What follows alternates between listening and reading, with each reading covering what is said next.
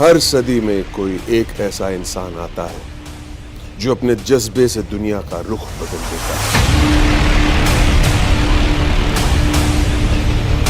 जिसने फुटपाथ पर डिक्शनरीज बेचकर पढ़ाई का खर्चा निकाला और आज बड़े बड़े बिजनेस टाइकून्स उसे कंसल्ट करके डिसीजंस लेते, अनफिट एज अ ट्रेनर बोलकर कंपनीज ने जिसको रिजेक्ट किया था, आज वो एशिया का नंबर 1 मोटिवेशनल स्पीकर का अवार्ड जीत चुका है। और एक ऐसे बिजनेस कोच जिनकी लर्निंग्स अपनाकर कितने ही डूबते हुए बिजनेस और स्टार्टअप्स अपने पैरों पर खड़े हो गए और आज लाखों करोड़ों में खेल रहे।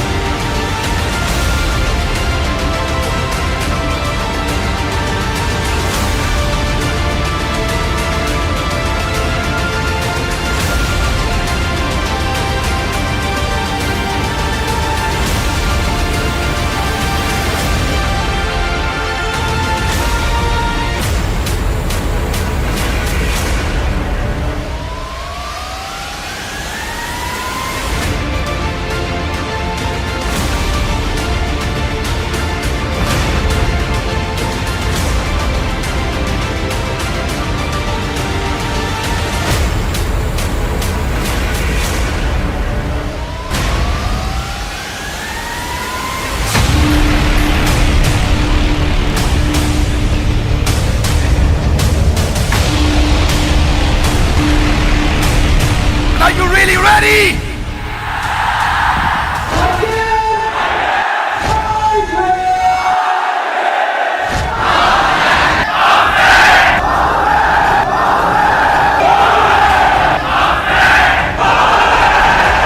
तो तैयार हैं आप दुनिया के सबसे बड़े वेबिनार में? आगे बढ़ने से पहले 3 बातें बताऊंगा और फिर शुरू करते हैं आज का 100 मिनट 21 स्ट्रैटेजी।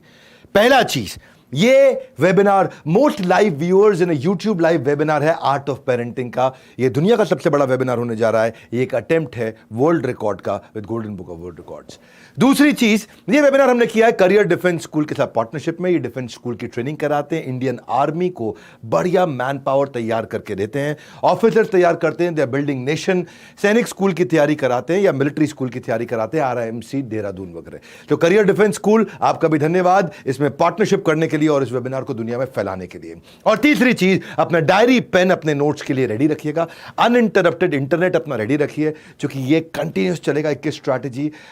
ये मेरा 10वां वर्ल्ड रिकॉर्ड होने वाला है। कंफर्टेबल सीटिंग रखिए, मोबाइल चार्जर रखिए अपने पास और कुछ वाटर और कुछ लाइट स्नैक्स जरूर रखिए मंचिंग के लिए, ताकि आप कंटिन्यूस देख सकें और इंटरप्शन ना हो। 3 बातें, वर्ल्ड रिकॉर्ड, दूसरा करियर डिफेंस और तीसरा तैयारी करके बैठिए। तो शुरू करते हैं 21 स्ट्रैटेजी 100 मिनट्स। धन्यवाद। अपने बच्चों का पालन ऐसे करो कि आपके बच्चे बड़े होकर के आप ही की कहानी को बड़े गर्व से सुनाएं। बच्चे क्या होते हैं? बच्चों के आंसू कड़वे होते हैं, उन्हें मीठा करना है। उनकी जिज्ञासा गहरी होती है, उसे शांत करना है। बच्चों का दुख बड़ा तीव्र होता है, उसे ले लेना है। बच्चों का दिल कोमल होता है, उसे कठोर नहीं बनाना। यह आयरॉनिकल हो जाता है, कई बार माता पिता गलती कर बैठते हैं। बचपन में उनको चलना बोलना खूब सिखाते हैं, चलो बोलो, और जब वो चलने बोलने लगता है तो कहते हैं चुप बैठो। आज बात करेंगे पेरेंटिंग की। नमस्कार, विवेक बिंद्रा बोल रहा हूं, फाउंडर एंड CEO बड़ा business.com। पेरेंटिंग का स्टाइल, उसकी फैमिली का टाइप और वैल्यूज अब बदल चुके हैं। पूरी तरह बदल चुके हैं और दुनिया का सबसे अच्छा पेरेंटिंग का वेबिनार, इससे ज्यादा क्वालिटी कंटेंट इस इंटरनेट यूनिवर्स पे कहीं भी अवेलेबल नहीं है। पहले ना जॉइंट फैमिलीज होती थी, अब न्यूक्लियर फैमिली है। पहले एक आदमी के 4-5 बच्चे होते थे, अब 1 या 2 होते हैं। पहले सब साथ बैठकर खाना खाते थे, अब अपने कमरों में खाना खाते हैं। आज के वेबिनार में मैं बदलते हुए समाज में वो 21 स्ट्रैटेजी देने वाला हूं जो सारी गेम चेंज कर देंगी। पेरेंटिंग पे इससे अच्छा वेबिनार इतिहास में ना कभी कभी हुआ था और आसानी से भविष्य में नहीं होगा। ये मेरा अहंकार नहीं है, ये आपका मेरे लिए प्यार है। आपका प्यार वर्सेस अहंकार। पहली स्ट्रैटेजी से शुरू करते हैं। कनेक्शन, करेक्शन, कनेक्शन, इसका तराजू क्या होता है? कनेक्शन होना चाहिए पहले, बाद में करेक्शन होना चाहिए। हर चाइल्ड के पास एक कप होता है, उस कप को बोलते हैं उसका इमोशनल कप। और हर एक का इमोशनल कप किसी बच्चे का खाली होता है, किसी बच्चे का भरा होता है। क्या होता है इमोशनल कप? समझ में नहीं आ रहा? इमोशनल कप के अंदर ना कुछ चीजें भरी होती हैं, जैसे प्रेम, अफेक्शन, सिक्योरिटी, अटेंशन। एक अगर जो बढ़िया कप होता है बच्चे का, जो बच्चा बड़ा स्टेबल, सेटिस्फाइड, मोटिवेटेड रहता है, ये वो बच्चा होता है जिसको friendship, quality time, love, affection, उसको प्रेज, अप्रिसिएशन, उसको ये वाला जो कप है, ये बहुत बढ़िया कप होता है। कई बार क्या करते हैं हम लोग, पॉजिटिव टच से कप को अच्छा करते हैं, पर कभी कभार कुछ चीजों से कप खाली हो जाता है। और खाली किसका कप होता है? किस बच्चे का? आपने कुछ बच्चे देखे होंगे लोनली, फेलियर की भावना, उनको कंपेयर और क्रिटिसाइज किया जाता है, अब्यूज किया जाता है, निग्लेक्ट किया जाता है, ह्यूमिलिएट किया जाता है, गाली बका जाता है। ये तराजू है दोनों।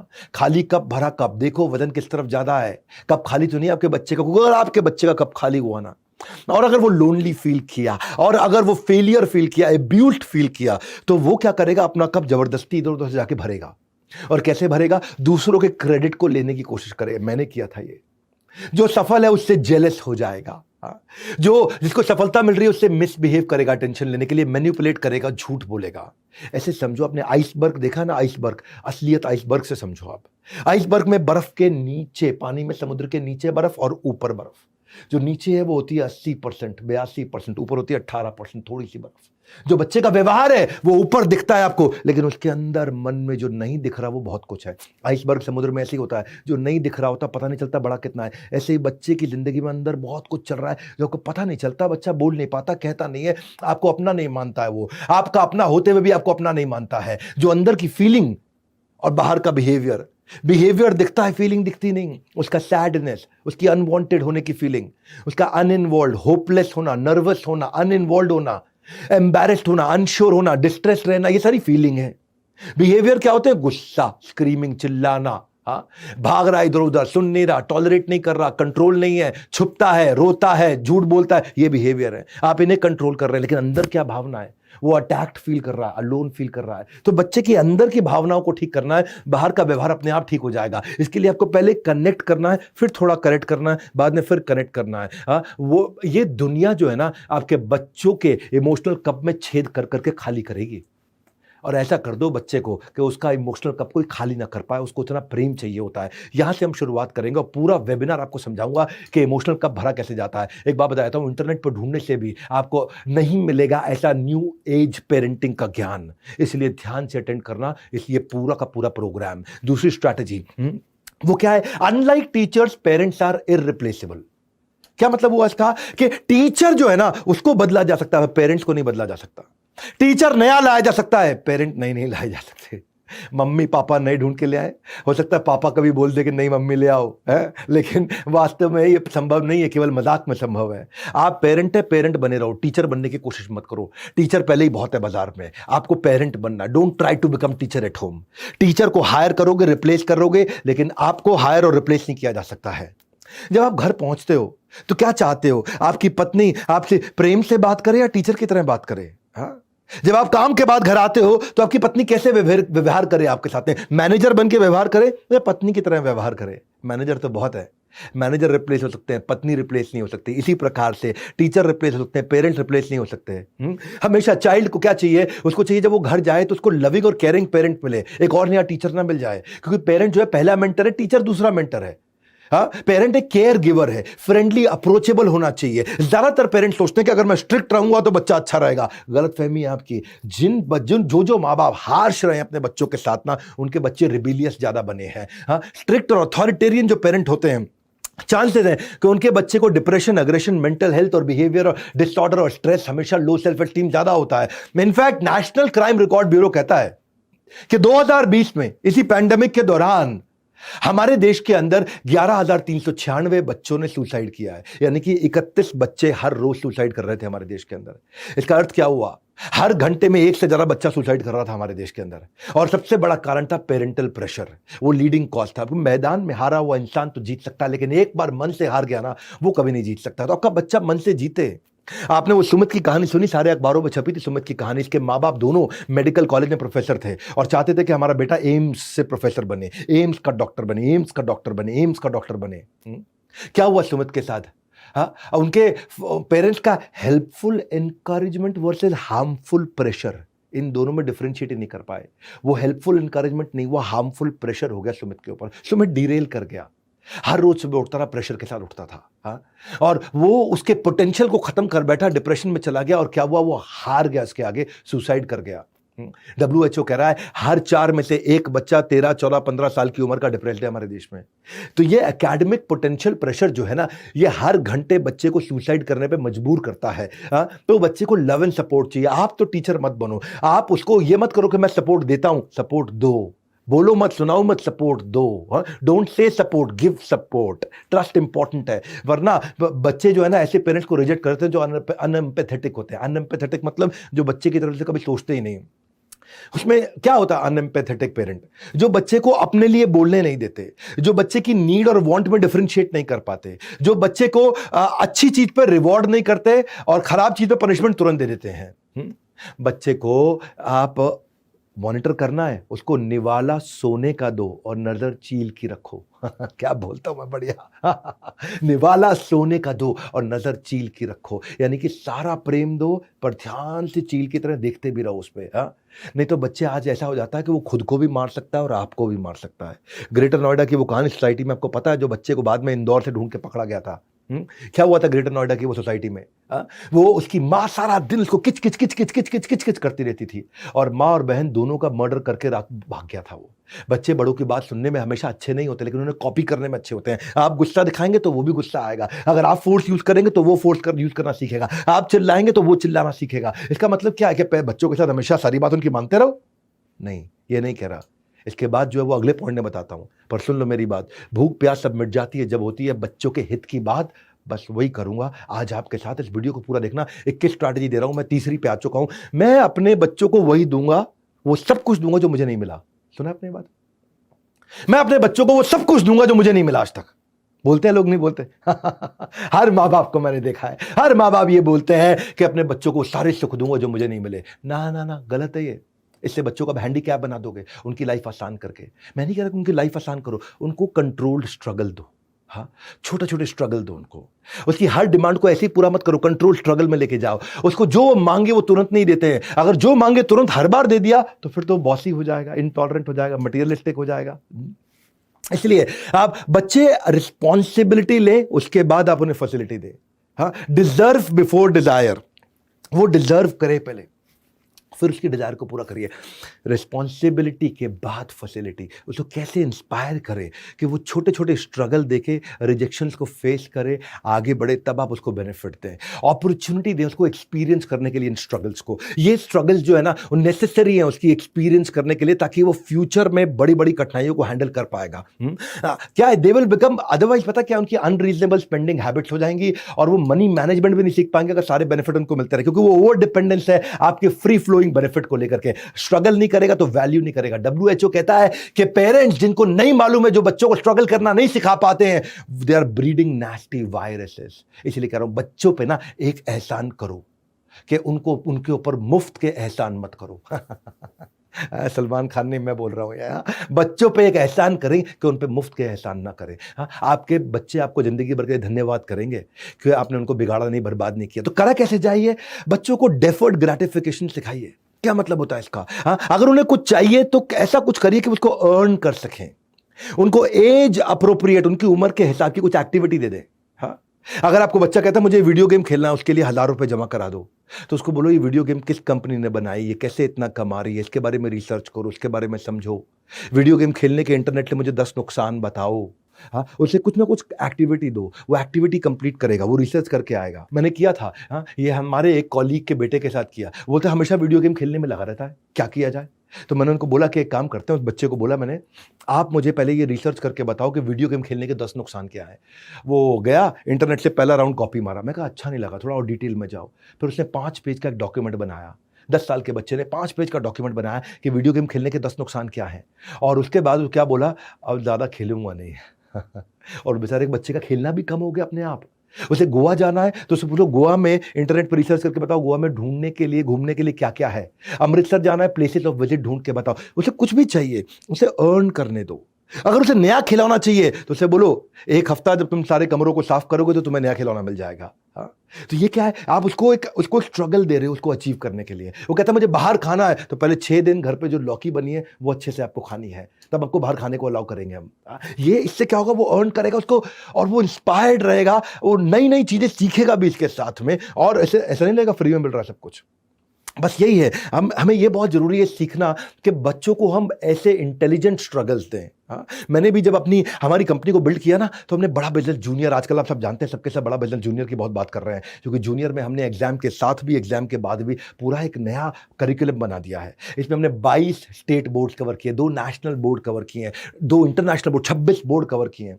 अब छोटा बच्चा, उसको rhymes, English, EVS, mathematics, art and craft, रीमा बोलते हैं इसको, उसकी लर्निंग मेथोडोलॉजी में एलकेजी से लेकर के हमने 10,000 गेम्स डाल दी टॉडलर्स के लिए, फ्लैश कार्ड डाले, ताकि बच्चा अगर सीखे तो सीखने में उसको मजा भी आए।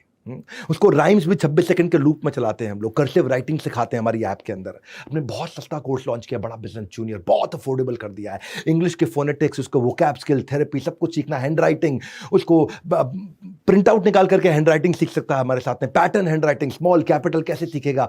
अगर आपके बच्चे को भी कुछ करना है ना ऐसा कि पापा मुझे ऐसा चाहिए, मुझे वैसा चाहिए, उसको बोलो बड़ा बिजनेस ऐप पे जाओ, स्पेशल बी सेक्शन में हाउ टू स्पेल सीखो, वहां जाके जनरल नॉलेज सेक्शन में जाओ, जनरल नॉलेज बढ़ाओ, वहां पे museum, moral story, history, puzzle game, conceptual, उसको बोलो ऐप पे जाओ, इतनी एक्टिविटी करके दिखाओ, फिर आपको मैं ये दूंगा। उसको बोलो सेक्शन 2 इंप्रूव जीके में जाओ, जनरल नॉलेज इंप्रूव करो, तब मैं करके दूंगा। ये स्ट्रगल के बाद जब आप उसको बेनिफिट देते हो, उसके बाद जो बेनिफिट है वो अर्नड बेनिफिट है। फिर वो आपसे बिना बात के हर चीज नहीं मांगेगा। बच्चों की हर समस्या का ना, ये जो प्रोग्राम दे रहा हूं, ये बनेगा सूत्रधार। आगे बढ़ते हैं और समझते हैं टिप नंबर 4। टिप नंबर 4 क्या है? मक्खी मम्मी वर्सेस मधुमक्खी मम्मी है जी। ये 2 तरह की मम्मी होती है, मक्खी मम्मी और मधुमक्खी मम्मी। ये कौन सी होती है जी? मक्खी मम्मी ये वो है जो, मक्खी क्या करती है, हाँ, पूरे के पूरे बगीचे में मल मूत्र को ढूंढ के उस पर बैठ जाती है। मधुमक्खी पूरे बगीचे में फल और फूल ढूंढ करके उस पर जाके बैठ जाती है। कई मम्मियाँ ऐसी होती हैं जो हर समय बच्चों की कमियों को ढूंढ के उस पर बैठी रहती हैं, और कई मम्मियाँ होती हैं जो बच्चों की अच्छाइयों को, ताकत को ढूंढ के उसकी बात करती हैं। आज भी एक सर्वे बताता है कि 90% मम्मियां मधुमक्खी मम्मी की तरह हैं। मैंने आपको आसान भाषा में करने के लिए शब्द इस्तेमाल किया है। मुद्दा आप समझिए, आप हमेशा हर समय बच्चों की नेगेटिव को ढूंढ के, इसकी तो हैंडराइटिंग खराब है जी, एक जगह टिक के नहीं बैठता, बोलता ही नहीं है, तो अब बहुत शरारती है, टीचर हमेशा इसकी शिकायत करते हैं। शर्मा जी के बेटे को देखो, वर्मा जी के बेटे को देखो, उससे सीखो, इससे सीखो, इसका पढ़ाई में मन नहीं लगता है, पूरा दिन खिलवा लो, पूरा दिन खिलवा लो। 10% पेरेंट्स हैं केवल जो मधुमक्खी मम्मी है, जो बच्चे की ताकत को ढूंढते हैं, एनकरेज करते हैं और उसको और काम पे लगाते हैं, और बढ़िया से लगता है, उसकी यूनिक स्ट्रेंथ को ढूंढते हैं। हर बच्चा यूनिक है, उसके पास अपनी एक ताकत है, उसको कंपेयर मत करो, उसे क्रिटिसाइज मत करो। ज्यादा क्रिटिकल पेरेंट है ना, बच्चे को बर्बाद कर देते हैं। हाँ, तो ये इंपीड करता है बच्चे के लिए। उसको रिवॉर्ड दोगे, उस पर असर खत्म हो जाएगा, पनिशमेंट दोगे, असर खत्म हो जाएगा। और ऐसा बच्चा, उसको बड़ी खुशी छोटी दिखाई देने लगती है और छोटा सा दुख बहुत बड़ा दिखने लग जाता है। दोबारा बोलूंगा, मैं क्या बोलता हूं, क्या बढ़िया बोल देता हूं मैं। हाँ, उसको बड़ी खुशी छोटी दिखती है और छोटा दुख बहुत बड़ा दिखने लग जाता है, और बच्चा आपके साथ आपका अपना रहता नहीं है। ऐसा बच्चा, उसको 1 घंटा बैठ के पढ़ने के लिए अगर बोलो, आधा घंटा पढ़ता है तो तारीफ करोगे, आधा घंटा पढ़ा, वेरी गुड यार, वेरी गुड, हाँ, वेरी गुड, अप्रिशिएट करो। मक्खी मत बनो, मधुमक्खी बनो। अगर वो खूब तैयारी करता है और पास नहीं होता तो कोई बात नहीं, उसको तैयारी की शाबाशी दो।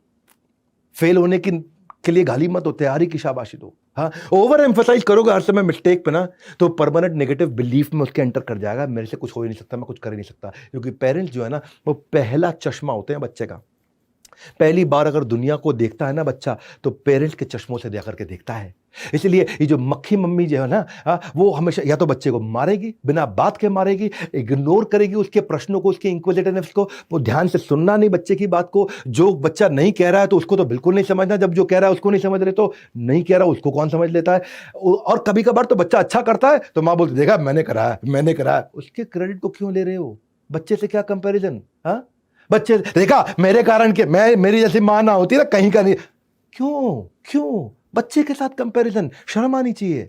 कठोर बोल रहा हूं आज आपको, लेकिन ये वीडियो आपकी गेम चेंज कर देगा। हाँ, बच्चे को दूसरों के सामने डिसिप्लिन नहीं किया जाता, अकेले में किया जाता है। क्योंकि कई बार क्या करते हैं, हर समय एडवाइस करते हैं, एनकरेजमेंट देते नहीं।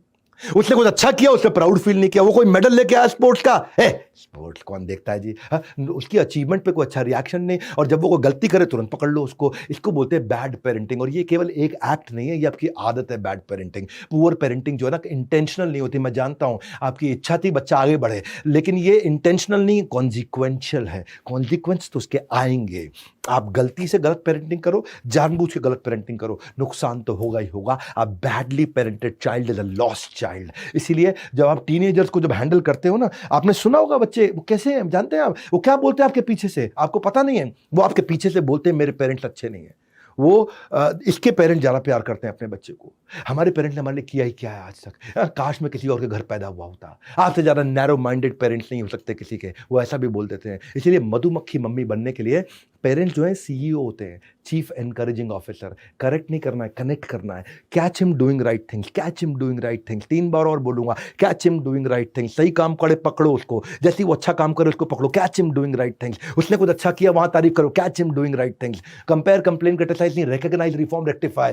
उनको आइडेंटिफाई करने में मदद करो कि उसकी ताकत क्या है। उसको इंस्पायर करो कि अपनी हॉबीज को परस्यू करे। इन्वॉल्विंग पेरेंट बनो, इन्फॉर्मिंग पेरेंट मत बनो हर समय। उसके सही थॉट प्रोसेस को प्रेज करो, प्रेज करो। पब्लिक में उसकी तारीफ होती है, अकेले में उसको गाली दी जाती है, डांटा थोड़ा बहुत जाता है तो रिप्रिमांड। और कभी डांटा जाए बिना कारण के, वो कभी मत कर देना भैया। हाँ? याद रखो, actions that are appreciated gets repeated. जिस व्यवहार पे दोगे पुरस्कार उसी को दोहराएगा बार बार। अपने बच्चों का पालन ऐसे करो कि आपके बच्चे आगे चल के अपने खुद के बच्चों को आपकी कहानी सुनाएं, बड़े गर्व से सुनाएं। याद रखना, ये कंटेंट है खाली सोना, अगर छूट गया तो पड़ेगा आपको रोना। चलते हैं 5वीं स्ट्रैटेजी पे, personal position versus shared position. ये क्या है 5वां point, personal position versus shared position.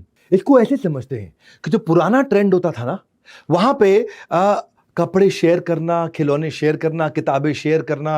ये किताब कोई मांग के ले जाता था, घर से आकर के पढ़ते थे, चॉकलेट भी आती थी, सब मिलके खाते थे। लेकिन नया ट्रेंड क्या है आजकल के शहरों के माँ बाप? क्या है, ये सोनू का है, ये मोनू का है, तू अपने पास रख, तू अपने पास रख। हाँ, सबका अलग अलग ला देते हैं। तू अपना खा, तू अपना खा, दोनों अपने अपने खिलौने से खेलो। ये तेरी टी शर्ट, या तेरी टी शर्ट। यहां गड़बड़ हो जाता है। क्योंकि अब उसको आदत पड़ने लग जाता है। क्योंकि आजकल के जो माँ बाप हैं शहरों के, उनको लगता है चिक चिक से बचो, आपस में लड़ेंगे, इससे अच्छा दोनों का एक एक ला दो। नहीं, तेरा ये तेरा, अब कोई बहस नहीं चाहिए हमारे को। चिक चिक, उनको चिक चिक नहीं चाहिए। इस चक्कर में, अपने कंफर्ट के चक्कर में, वो बच्चे को एक दूसरे के साथ शेयर करना सिखाना भूल गए हैं। और फिर पर्सनल पोजेशन, ये मेरा, ये सेल्फिशनेस, ये मेरा, सेल्फ सेंटर्ड। हाँ, और बच्चों को क्या चाहिए? उनको चाहिए कि वो सीखें, शेयर करें। उससे उनके अंदर कोऑपरेट करने की, नेगोशिएट करने की भावना आएगी। अगर वो शेयर करेगा तो कोलैबोरेशन सीखेगा, नहीं करेगा तो आइसोलेशन में चला जाएगा। कोऑपरेशन की जगह कॉन्फ्लिक्ट करेगा, उसके अंदर दूसरों की जगह फीलिंग की जगह इनडिफरेंट हो जाएगा। वो दूसरों के लिए सेंसिटिव होने की जगह इनसेंसिटिव हो जाएगा। वो किसी को समझेगा नहीं, अंडरस्टैंड नहीं, इग्नोर करेगा सामने वाले के इमोशंस को। वार्मथ होता है ना, वार्मथ, प्यार, अपनापन, वो होने की जगह कोल्ड हो जाएगा। ये मेरा है, ये मेरा है, ये मेरा है। केयरिंग की जगह अनकेयरिंग, डिसलाइकिंग, कम्युनिकेट नहीं करेगा, डिस्टेंस रखेगा। लव की जगह यही सब चीजें। फुलफिलमेंट की फीलिंग और हॉलो की फीलिंग का डिफरेंस समझना है। शेयरिंग ऑफ द टॉय जो होता है, वो अपने आप नेचुरली तो बच्चे में आएगा नहीं। नेचुरली बच्चा शेयर नहीं करता, उसको सिखाना पड़ता है धीरे धीरे। शेयरिंग का एक इतिहास है। हाँ, इतिहास, कबीले में लोग हुआ करते थे ना जंगल में, वो भी जब कोई शिकार करते थे तो बाजू के कबीले वाले के साथ भी शेयर करते थे। आओ भैया, हमने इतना खाने भोजन का अरेंजमेंट किया, आप भी ले लो। अच्छा ये बताओ जंगल में कहाँ पे शिकार करें, कैसे करें, तुम्हारा क्या आइडिया, अपना आइडिया शेयर करो। एक दूसरे से चीजें शेयर करते थे, आइडिया शेयर करते थे। फिर बार्टर चालू हुआ, और बार्टर के बाद फिर बिजनेस चालू हुआ। हाँ, ये एक्सट्रीमली एडवांटेजियस है। ये इससे उसका मॉरल डेवलपमेंट भी होगा बच्चे का। उसको एनकरेज करो शेयर करने के लिए, क्योंकि शेयरिंग में ना उसको कॉम्प्रोमाइज सीखेगा, वो फेयरनेस सीखेगा। हाँ, वो ये सीखेगा कि मैं अगर इसको दूंगा तो मुझे कुछ मिल भी सकता है। इसलिए आप बच्चों के साथ ऐसी game Khelo, turn by turn वाली गेम खेलो। तुम मुझे ग्रीन ब्लॉक्स दो, मैं तुम्हें रेड ब्लॉक दूंगा। अब ये तुम्हारी टर्न है, अब ये मेरी टर्न है। वो शेयर उनसे बात करो कि जब तुमने अपने खिलौने उसको दिए थे खेलने के लिए, मेरे को बहुत बढ़िया लगा, पापा को अच्छा लगा मैंने दिए खिलौने से खेलने के लिए। हाँ, देखो वो जो लड़की आई थी उसने तुम्हारी बहन को अपनी डॉल दी, कितनी प्यारी बच्ची है। हाँ, देखो तुम्हारी बहन ने तुम्हारे को दिया, कितनी प्यारी। ये जब आप ऐसे उसको एग्जाम्पल्स दोगे ना, बच्चे को धीरे धीरे ट्रेन करोगे, उनको प्रेज और अटेंशन दोगे इस बात पे, जब वो अच्छा करेंगे। I like the way you let Aryan play with your train. आपने आर्यन को अपनी ट्रेन के साथ खेलने दिया, अच्छा लगा मुझे देख करके, क्या बात है। हाँ, और जब आप, और अगर कोई ले भी जाता है खिलौना आपके बेटे से, तो उसे बोलो टेम्पररी है, आ जाएगा वापस, परमानेंट जिंदगी भर के लिए नहीं चला गया है। ऐसे सिखाओ उसको धीरे धीरे। नहीं सिखाओगे तो नहीं सीखेगा, सिखाओगे तो सीखेगा। पर आपका क्या है, शॉर्टकट, ये तेरा ले ले, अलग अलग कर ले। हाँ, ये गलत सिस्टम चालू कर दिया है। अगर आपका बच्चा शेयर नहीं भी करना चाहता है तो घबराइए मत, घबराइए मत। ऐसे शुरू करिए, जो वो बिल्कुल इस्तेमाल नहीं करता वो शेयर कराना शुरू कर दीजिए। जो वो बिल्कुल यूज नहीं कर, बेबी स्टेप लो ना। वो कहता है मेरा जन्मदिन है, नया गिफ्ट चाहिए मेरे को, तो उसको बोलो जो पुराने गिफ्ट हैं, जब वो गरीब बच्चों को बांट दोगे, जिनसे आप नहीं खेलते, खिलौनों से, कपड़ों से, चप्पल से, किताबों से, जो नहीं पढ़ते, वो जब बांट दोगे तो नया मिल जाएगा। तो उसके मन में फीलिंग आएगा, हाँ, जन्मदिन वाले दिन पापा मुझे ऑर्फन हाउस लेके जाएंगे, अनाथालय, वहां जाके मैं अपने पुराने खिलौने, सारे पुराने कपड़े पहले बांटूंगा, फिर मुझे नहीं मिलेंगे। तो उसको बांटने की फीलिंग कम से कम यहां से शुरू करो, जो वो इस्तेमाल नहीं कर रहा वो बांटे। क्योंकि किड्स जब ये शेयर करते हैं ना, तो उनके एम्पैथी आती है उनके अंदर, और वो डीपर कनेक्शन बिल्ड कर पाते हैं जिंदगी भर के लिए। हमें इस बात की चिंता हमेशा करते हैं कि हमारा बच्चा बड़ा होकर के क्या बनेगा, लेकिन हम ये भूल जाते हैं कि वही बनेगा जैसे हम उसकी आज परवरिश कर रहे हैं। हाँ, माँ बाप की नैतिकता की परख इसी बात से होती है कि बच्चे उनके साथ बुढ़ापे में क्या करने वाले हैं। और एक बात सुन लो भैया, आया हूं फिर से लेकर आपके काम की बात, ध्यान से सुनना, अंत तक बने रहना मेरे साथ। ये एक स्ट्रैटेजी कहीं नहीं मिलेगी, छठी strategy. With every deed you are sowing a seed. हर कार्य जो आप कर रहे हो, आप कोई ना कोई बीज बो रहे हो। ये प्रकृति का नियम है, नीम का बीज बोने से आम का फल निकल नहीं सकता है। आप नीम का बीज डालोगे, आम का पेड़ निकल आएगा, ये हो नहीं सकता है। जैसा बीज बोगे वैसा काटोगे। बाइबल भी कहती है, हुएवर सोज इनजस्टिस रीप्स कैलामिटी। हाँ, तबाही लेकर के आएगा वो।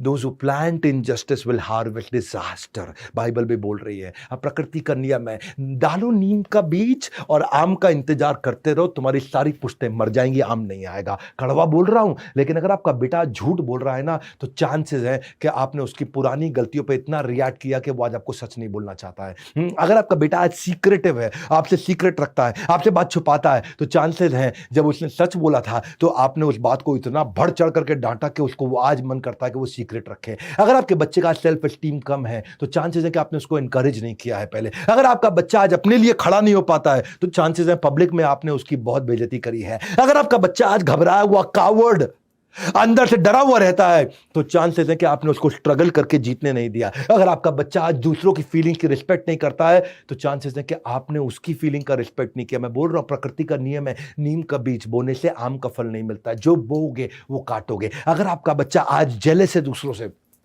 तो चांसेस आपने उसे इतना कंपेयर किया उस दूसरों के साथ में कि आज वो दूसरों की सफलता से बहुत जेलस फील करता है। अगर आपके बच्चे में इमोशनल प्रॉब्लम है, तो आपने उसको पेशेंटली सुना नहीं है। अगर आपने सुना नहीं है, तो इसलिए वो इमोशनली डिस्टर्ब्ड है अंदर से। अगर आपका बच्चा डिसीजंस नहीं ले पाता है अपने, इसलिए नहीं लेता है क्योंकि आपने उसको इतने डिसीजन अपने दे दिए खुद के, आपने इतना ओवर गाइड किया उसको आज तक कि वो अपने डिसीजन आज ले नहीं पा रहा है। अगर आपके बच्चे में हर समय एंग्जाइटी का प्रॉब्लम है, हर समय एंग्जाइटी का प्रॉब्लम है, तो चांसेस है कि माँ बाप आपस में खूब लड़े हैं उस बच्चे के सामने। हाँ, अगर आज आपका बच्चा एग्रेसिव है, तो चांसेस है कि आपने उसके ऊपर कई बार हाथ उठाया, तो उसको ही समझ में आया कि हाथ उठाने से बात बन जाती है। प्रकृति का नियम है, नीम का बीज बोने से आम का फल मिल सकता नहीं है। कुछ कर लो भैया, कुछ कर लो। ये प्रकृति का नियम, और प्रकृति की एक प्रकृति है कि उसकी प्रकृति कभी बदलती नहीं है।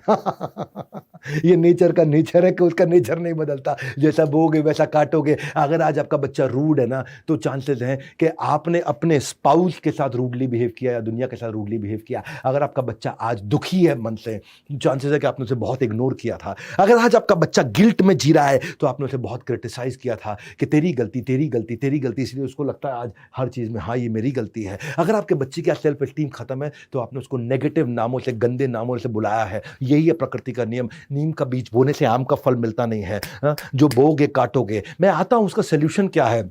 अगर आपका बच्चा बात समझो पहले मेरी, कि आपका बच्चा कैजुअल इसीलिए है क्योंकि आप उसके लिए एक अच्छे रोल मॉडल नहीं है। इसीलिए ये बोलने की जगह कि जो मैं कह रहा हूं वो करो, ये मत बोलिए जो मैं कह रहा हूं वो करो। हाँ, क्योंकि आप जो आप कर रहे हैं वो करेगा। अगर आप खुद आप उसे बोल रहे हैं बेटा फ्रूट्स खाओ और खुद आप खा रहे हो आलू के चिप्स, हाँ, तो वो भी आलू के चिप्स खाएगा। अगर आप उसे कह रहे हो पढ़ो और आप खुद सारा दिन टीवी देख रहे हो तो वो भी टीवी देखेगा। लाइकली ज्यादा यही है कि वो वही ऑप्ट करेगा जो आप कर रहे हो। With every deed you are sowing a seed. एक बार की बात थी कि एक चोर इतनी सारी चोरियां करने के बाद इतनी बार पकड़ा जा चुका था कि जज ने उसको क्या बोला। जज ने बोला कि अब मैं तुम्हें ताउम्र कैद दे रहा हूं। उम्र कैद समझते हैं ना आप, सारी जिंदगी की कैद दे रहा हूं तुम्हारे को। तो जज ने उसको अलग से सजा सुनाई और बोला फांसी नहीं लेकिन उम्र कैद तुम्हें देनी पड़ेगी, तुम इतनी बार चोरी कर चुके हो। तो बच्चे ने बोला मेरी एक छोटी सी ख्वाहिश है जेल जाने से पहले। पूछा क्या ख्वाहिश है? बोला अपनी माँ से 1 मिनट मिलना चाहता हूँ। सब हैरान हुए, माँ से देखो कितना प्यार करता है, माँ से 1 मिनट मिलना चाहता है। जब माँ आई और मिली माँ, तो माँ को मिलते उसने माँ को जोर से धक्का दिया और खुद रोने लग गया। लोग खड़े हुए हैरान हो गए, माँ को धक्का देके ये खुद रो रहा है। हम सोचे कि शायद माँ से प्यार करता है इसलिए बोला। हाँ, और क्या बोला कि मेरी इस दशा की जिम्मेदार मेरी माँ है।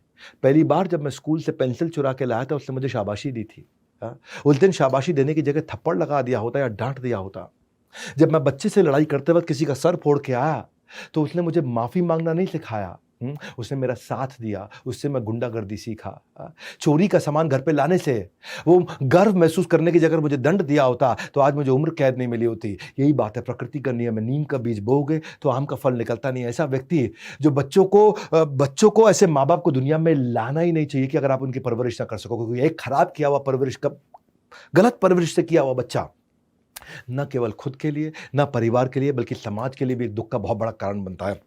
इसीलिए कह रहा हूं न्यू एज पेरेंटिंग का मिलेगा पूरा ज्ञान अगर लगाकर सुन लिया ढंग से ध्यान। आज ध्यान लगा लो, नोट्स बना लो। ये मेरा एक पावरफुल इवेंट मैं कर रहा हूं और सारी की स्ट्रैटेजी ध्यान से सुनना। ये कभी नहीं मिलेंगे इंटरनेट के यूनिवर्स में। इतना बढ़िया कंटेंट, इतनी फास्ट स्पीड पे, इतना गैस नहीं देता हूं, रियल कंटेंट दे रहा हूं। 7वीं स्ट्रैटेजी कंस्ट्रक्टिव एंटरटेनमेंट। क्या होता है कंस्ट्रक्टिव एंटरटेनमेंट? कंस्ट्रक्टिव एंटरटेनमेंट का मतलब है ये वो एंटरटेनमेंट है जिससे बच्चे को मजा तो आए लेकिन सीख भी जाए कुछ कुछ साथ में। मजे में कैसे सीखे?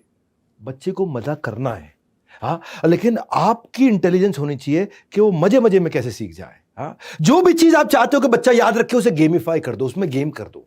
बहुत सारी गेम्स होती हैं, ऐसी चीजें मत करो जिसमें क्रिटिकल थिंकिंग और क्रिएटिविटी इन्वॉल्व ना हो। ऐसे गेम मत खेलो, वो गेम खिलाओ उसको घर में, जैसे नेम प्लेस एनिमल थिंग। ये वोकैबुलरी इंप्रूव करने के लिए कितना बढ़िया पुराना गेम है, सालों साल से लोग खेल रहे हैं कि नेम प्लेस यानी प्लेस क्या, अमेरिका ए खत्म हुआ तो अगला ए से चालू होगा, अंटार्कटिका, फिर ए खत्म हुआ तो फिर ए से चालू होगा, अहमदाबाद, अब डी से चालू होगा, दिल्ली, अब आई से चालू होगा, इंदौर। इस चक्कर में उसकी वोकैबुलरी अच्छी हो जाती है। या फिर उसको मसालों के नाम हिंदी इंग्लिश में कराओ, हाँ, कि नमक को इंग्लिश में सॉल्ट बोलते हैं, हल्दी को टर्मरिक बोलते हैं, जीरा को क्यूमिन सीड्स बोलते हैं, मेथी को फेनुग्रीक बोलते हैं, सौंफ को फनल सीड्स बोलते हैं। अब कई लोगों को नहीं मालूम ये।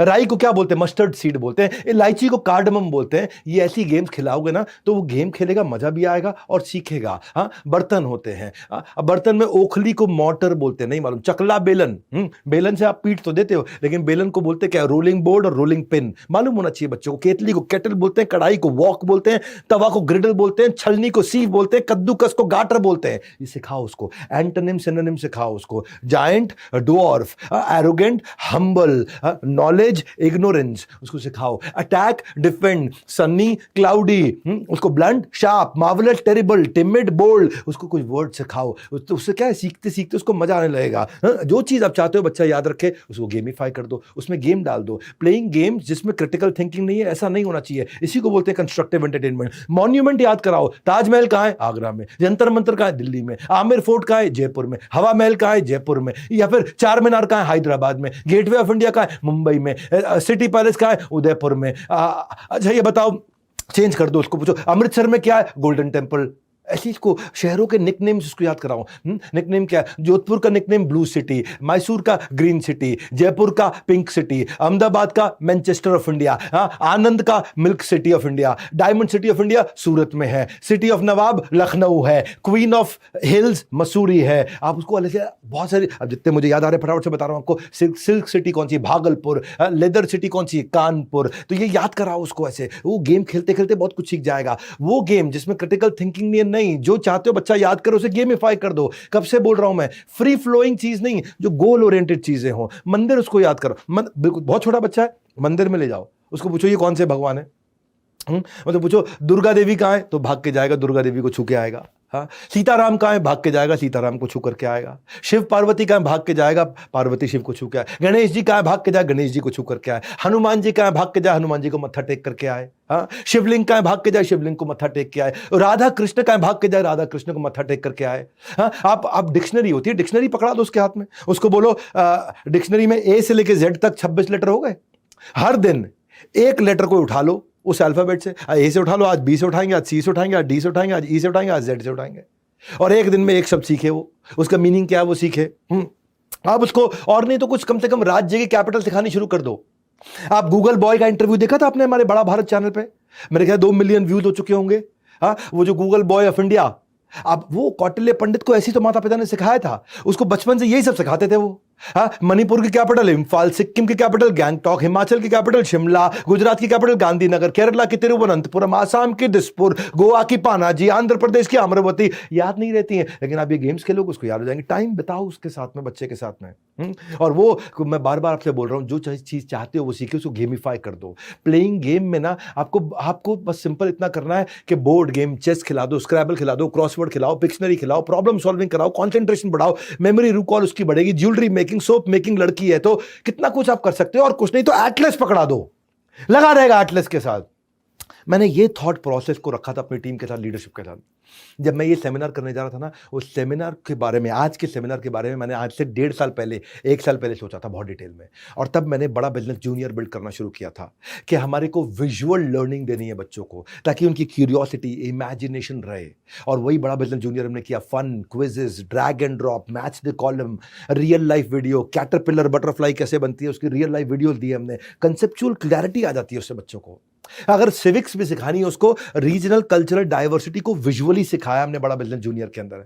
Academics, 21st century skill, entrepreneurial skill सिखाएं, एग्जाम के साथ भी, एग्जाम के बाद भी। यानी कि एकेडमिक स्कोर और पर्सनालिटी स्कोर। हमने सिस्टम ऐसा बनाया, माइक्रो लर्निंग की है। 3 घंटे की पढ़ाई 30 मिनट में बच्चा कैसे कर ले। जो 3 घंटे किताब से पढ़ेगा वो 30 मिनट में हमारी ऐप पे आके पढ़ लेता है स्कूल की पढ़ाई, चाहे वो दूसरी क्लास, 5वीं क्लास, 8वीं क्लास, 12वीं क्लास, किसी भी क्लास में पढ़ता हो। एड फ्री प्लेटफॉर्म है, कोई एडवर्टीजमेंट बीच में आएगा नहीं, कुछ और है नहीं, तो आपको वीडियो ढूंढने में कोई दिक्कत नहीं, आपका टाइम सेव होता है। हमने एग्जाम के बाद भी, हमारी सबसे बड़ी स्ट्रेंथ है, बड़ा बिजनेस है ना, आपके बिजनेस में आपके बच्चे को बचपन से एंटरप्रेन्योरशिप और कॉर्पोरेट लीडरशिप सिखा देते हैं कि एंटरप्रेन्योरशिप क्या होती है, आइडिया जनरेशन कैसे होता है, गोल सेटिंग कैसे करते हैं, स्ट्रेंथ और वीकनेस कैसे ढूंढते हैं, इमेजिनेशन, इनोवेशन कैसे आएगा। हमने केवल 7,999 रुपए साल की फीस रखी है, 8,000 रुपए से कम, 7,999 रुपए पूरे साल की फीस रखी है। इनॉग्रल ऑफर है, इसका प्राइस बढ़ेगा आगे। हमने concept of saving and spending बच्चे को सिखाया, स्टोरी टेलिंग सिखाया, जिंगल, लोगो, कलर, स्टाइल क्या होते हैं, ये ब्रांड कैसे बनाओगे कल को अपनी लाइफ में जब बिजनेस बिल्ड करोगे, टेक्नोलॉजी, कोडिंग कैसे सीखोगे, प्रोडक्ट की जर्नी कैसे बनाओगे, यूआई यूएक्स कैसे तैयार करोगे, मिनिमम वायबल प्रोडक्ट कैसे तैयार करोगे।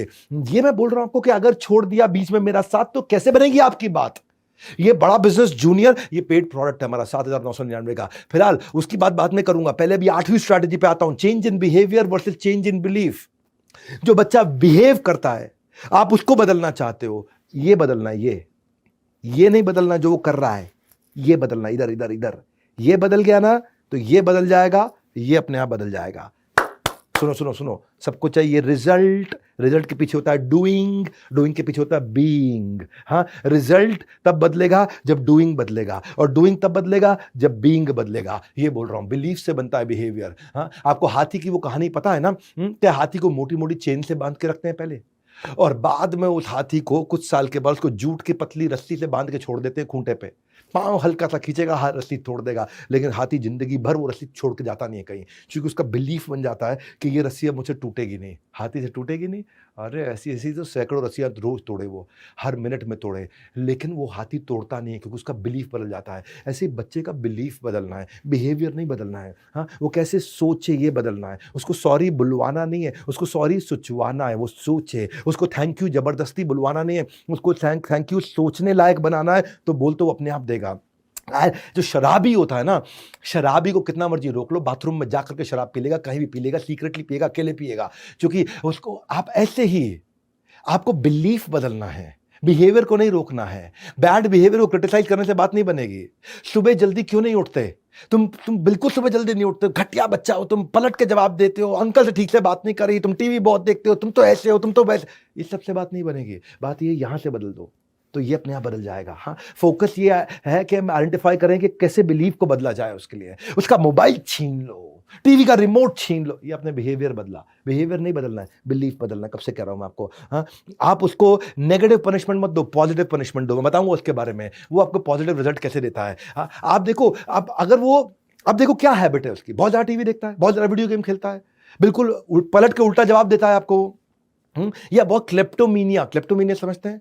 बिना बात के चोरी करना, छोटी छोटी चोरी करना, अनकंट्रोल डिजायर ऑफ स्टीलिंग, कहीं से भी कुछ भी उठा के चोरी कर लेना, unsocial, anti social, abusive, compulsive lying, bully, ये सब जो कमियां हैं उसके अंदर, ये बिहेवियर हैं।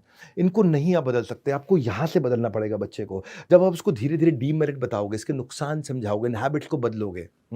आपको पता है 10 में से 6 लोग नॉनवेज तब छोड़ते हैं जब वो किसी स्लॉटर हाउस में जाकर के जानवर को अपने सामने कटते हुए देखते हैं, उसके बाद वो नॉनवेज नहीं खा पाते। हाँ, तो आपने उनका बिहेवियर नॉनवेज खाने का नहीं बदला, उनका बिलीफ बदला है। उनका बिलीफ बदला है, कितना तड़पाया गया है जानवर को मार खाने से पहले। जिसको तुम 2 मिनट के स्वाद के लिए खा रहे हो ना, उसकी जान हत्या कर दी गई है तुम्हारे 2 मिनट के स्वाद के लिए। और जब उसको तड़पते हुए, मरते हुए, खून बहते हुए उसको देखा जाता है ना, उस समय लगता है कि नहीं, मैं नहीं खाऊंगा अब। तो ये क्या, बिलीफ बदला तब बिहेवियर बदला है। उसका बच्चे का भी बिलीफ बदलना है। जो भी आपको उसका जो भी हैबिट है, उस हैबिट के पीछे का बिलीफ बदलना है। रातों रात रिजल्ट नहीं आएगा। ये नहीं कि मैं आज बिलीफ बदलता हूं, तेरा बैठ तेरा ला 2 थप्पड़ तेरा बिलीफ बदलूं। नहीं नहीं नहीं भैया, ये रातों रात नहीं होता है। Go to the right source. Negative association से नेगेटिव बिलीफ बनाएं। आपने पॉजिटिव एसोसिएशन से पॉजिटिव बिलीफ बन सकता है। Positive source of association positivity बढ़ाएगा और उससे सक्सेस ऑटोमेशन होगा। Negative source of association negativity बढ़ाएगा, उससे फेलियर ऑटोमेशन होगा। आपको चाहिए सक्सेस ऑटोमेशन, ना कि फेलियर ऑटोमेशन। और ये कैसे होगा? एक्शन ओरिएंटेड एसोसिएशन लेकर के आइए। ऐसे लोगों से एसोसिएट कराइए जो सक्सेस की तरफ आगे बढ़ रहे हों। वो एसोसिएशन मिलना चाहिए उसको। एसोसिएशन के अरेंजमेंट्स करिए। वो कहाँ अच्छे लोगों से मिले, कैसे अच्छे लोगों के साथ बैठे, कैसे अच्छी किताब आपके साथ बैठ के पढ़े, कैसे अच्छी मूवी आपके साथ देखे, क्या अच्छी चीज़ सुनेगा वो, तब जाकर कुछ पैसा आएगा। आपके बच्चे जो है ना, आपको आपके मटीरियलिस्टिक पोजीशंस के लिए याद नहीं करेंगे, वो जिंदगी में आपने जो उनको वैल्यूज दिए ना, उसके लिए याद करेंगे। मैं उदाहरण देता हूं आपको। फॉर एग्जांपल, ग्रैटिट्यूड, धन्यवाद करना, ये भी एक बिलीफ है। आपने क्या अपना खाना खाने से पहले किसी और का खाना निकाला है? क्या आपने गाय की रोटी या कुत्ते की रोटी या कबूतर का दाना निकाला है कभी? आपने नहीं निकाला तो वो कहां से निकालेगा? तो ग्रैटिट्यूड जो है ना, एक कंप्लेन का यू टर्न होता है। आदमी जब धन्यवाद करने की प्रैक्टिस करना शुरू करता है, और जब बच्चा धन्यवाद करने की प्रैक्टिस करता है तो कनेक्टेड और लव्ड फील करता है। अब ये क्या बिलीफ है? आप उसके अंदर ये बिलीफ कैसे डालोगे? क्या तरीका है? ग्रैटिट्यूड बच्चे के अंदर अपने आप नहीं आता है, ये धीरे धीरे प्रैक्टिस कराया जाता है। हाँ, इससे इसके टॉक्सिक इमोशंस खत्म होते हैं। कम से कम आप पहले प्लीज और थैंक यू बोलना शुरू करिए, तब वो करेगा। अपॉर्चुनिटी ढूंढिए कि वो कैसे किसी गरीब बच्चे को बिस्किट खिलाए। अपॉर्चुनिटी ढूंढिए कि कैसे, अगर उसको गिफ्ट मिला है तो वो कैसे धन्यवाद करे। अपॉर्चुनिटी ढूंढिए कि वो हर चीज में अच्छाई को ढूंढे। उसको सिखाइए ये चीज, see things better than they are. कोई भी दुर्घटना हुई है, इसमें अच्छी चीज क्या सीख सकते हैं? उसके साथ, बच्चे के साथ कुछ बुरा हुआ है, इसमें अच्छा क्या ढूंढा जा सकता है? कैसे वो धन्यवाद। जब आप बच्चों को ये सिखाएंगे how to think, not what to think, अपने आप बात बदल जाएगी। उसके अंदर एक ग्रैटिट्यूड का रिचुअल आएगा। आप उसके साथ रात को सोने से पहले पूछिए, आज किन चीजों 3 बातों के लिए धन्यवाद करेंगे हम? आप 3 बातों के लिए धन्यवाद करिए, आपकी धर्मपत्नी 3 बातों के लिए धन्यवाद करेगी, आज के दिन में ये 3 चीज अच्छी हुई। फिर बच्चा भी कहेगा, आज के दिन में मेरे साथ भी 3 चीजें अच्छी हुई। बोले क्या, राहुल ने मेरे को आज अपनी गेम खिलाई, धन्यवाद किया उसने। छोटी चीज से शुरू करेगा वो। लेकिन आप सोने से पहले करना तो शुरू करिए। बच्चों को उपदेश नहीं, आदर्श चाहिए। उपदेशों की जरूरत नहीं, आदर्शों की जरूरत है। हर संडे मॉर्निंग उसको बोलिए कि कुछ अप्रिसिएशन किसी के बारे में लिखे हुआ। आज आप टीचर को, दोस्त को, पेरेंट्स को, किसी और को, किसी रिलेटिव को, घर में किसी सर्वेंट को, किसको धन्यवाद करेंगे? और हमने ना बेसिकली मैं यही बिलीफ को बदलने में फोकस करता हूँ। जब मैंने बीबी जूनियर बनाया ना, मैं अपने बारे में बताऊंगा आपको। मैं बीबी जूनियर जब बनाया, देखिए हम everything about entrepreneurship business coaching programme कर ही रहे थे, लेकिन जब बच्चों के लिए करना था तो मैं चाहता था कि बच्चों के अंदर कम्युनिकेशन स्किल के बिलीफ कैसे आए। हाँ, 80% बच्चे जो है ना इंटरव्यू में रिजेक्ट पुअर कम्युनिकेशन के कारण होते हैं, तो वो कैसे बिल्ड करें, वो स्टेज को कैसे हैंडल करे बच्चा। हमने बीबी जूनियर में सिखाया ये सब चीज़ें। हाँ, इसको बोलते हैं एग्जाम के बाद भी वो एक फर्स्ट इंप्रेशन कैसे बिल्ड करे। हाँ, 10 सेकंड में किसी से मिले तो पहला इंप्रेशन, पर्सनालिटी डेवलप कैसे करे, इंग्लिश कैसे बोले वो। मेरे यहाँ इंग्लिश सिखाने वाले भी मैंने बेस्ट प्रोफेसर लेके आए जो बच्चों को बच्चों की भाषा में, बच्चों के स्टाइल से, बच्चों को समझ में आने वाली इंग्लिश सिखाए। बच्चा टाइम मैनेजमेंट कैसे करे, written communication, social etiquette, public speaking, exam का स्ट्रेस कैसे मैनेज करे। मैं बीबी जूनियर को 2 हिस्सों में डिवाइड किया है। आप इसके बारे में जरूर पता लगाइएगा। 7,999 रुपये 1 साल का है बच्चे के लिए। पूरे स्कूल की पढ़ाई भी है और स्कूल के बाद की पढ़ाई भी है, एग्जाम की तैयारी भी है और जिंदगी की तैयारी भी है। ये है बड़ा बिजनेस जूनियर। आप फोन करके पता लगाइएगा। 7,999 में इसमें 2 सेक्शन में डिवाइड किया है। एक है आपका 4th 5th 6th 7th 8th और एक है 9th 10th 11th 12th। हाँ, एग्जाम के बाद भी का जो सेक्शन है उसको लाइफ में फ्यूचर रेडीज कैसे बना सकते हैं हम लोग। अगर बच्चा यूट्यूबर बनना चाहता है तो कैसे बनेगा, रिटेंशन टेक्निक, माइंड मैनेजमेंट, उसका team work, critical thinking, leadership quality, उसको जीमेल की बेसिक्स सिखाते हैं, पीपीटी बनानी सिखाते हैं उसको। वो करियर कैसे चूज करेगा, उसको क्या चलेगा करियर के अंदर, उसको करियर को स्विच कैसे करना लाइफ में, कॉन्फ्लिक्ट कैसे हैंडल करने, झगड़े कैसे सुलझाने, डिसीजंस कैसे लेगा, वॉइस एंड एक्सेंट ट्रेनिंग कैसे लेगा। आप सुन लो मेरी बात भैया, जब हर बच्चा अपने माँ बाप को ये वीडियो दिखाएगा ना तो पेरेंटिंग की दुनिया में नया बदलाव आएगा। जब ये वीडियो हर माँ बाप को दिखाया जाएगा, पेरेंटिंग की दुनिया में नया बदलाव लाया जाएगा। मैं ऐसा कंटेंट दे रहा हूं जो कहीं अवेलेबल नहीं है। मैं चल रहा हूं 9वीं स्ट्रैटेजी पे। बड़ा बिजनेस जूनियर तो मैं रेवोल्यूशन लेके आया हूं, लेकिन आज के वीडियो में जो 21 स्ट्रैटेजी के रेवोल्यूशन है, गेम चेंजर है। 9वां सुनिए, build a culture of reading. क्या होता है रीडिंग? हाँ, आपको पता है गाड़ी अगर गराज में पड़ी रहे तो पक्का खराब हो जाएगी, कभी नहीं चल सकती। मशीन अगर अनयूज पड़ी रहे पक्का खराब, जंग लग जाएगा, नहीं चल सकती। उसी तरह ब्रेन को अगर इन्वॉल्व नहीं किया जाए, कंटिन्यूस लर्निंग ना हो, तो वो भी खराब हो जाता है, रिजल्ट नहीं देता है। रीडिंग से ना सेल्फ फुलफिलमेंट, क्रिएटिविटी, इनोवेशन और ब्रेन की वर्किंग, लाइफ लंबी हो जाती है बच्चे की। वो डाइवर्स और मीनिंगफुल तरीके से नई नॉलेज को एक्वायर करता है। लेकिन बच्चा पढ़ना नहीं चाहता। आप कहोगे भाई साहब मेरा बच्चा पढ़ता नहीं, ये सब बोल तो आप अच्छा रहे हो, मेरा बच्चा कैसे पढ़ेगा? रातों रात नहीं पढ़ेगा। हाँ, इसके लिए आपको उसको प्रैक्टिस करानी पड़ेगी। एक बात बताऊं, जिनकी पढ़ने की आदत है ना, उनका डिमेंशिया खत्म हो जाता है। डिमेंशिया समझते हैं? भूलने की बीमारी। हाँ, जिन माँ बाप को भूलने की बीमारी है ना ज़्यादा, जो 40 45 50 की उम्र के बाद भूलने लगते हैं, इसका कारण ये भी है कि वो ज़रा पढ़ते नहीं है। उन्होंने वेल ऑयल्ड मशीन नहीं रखा है यहाँ पे।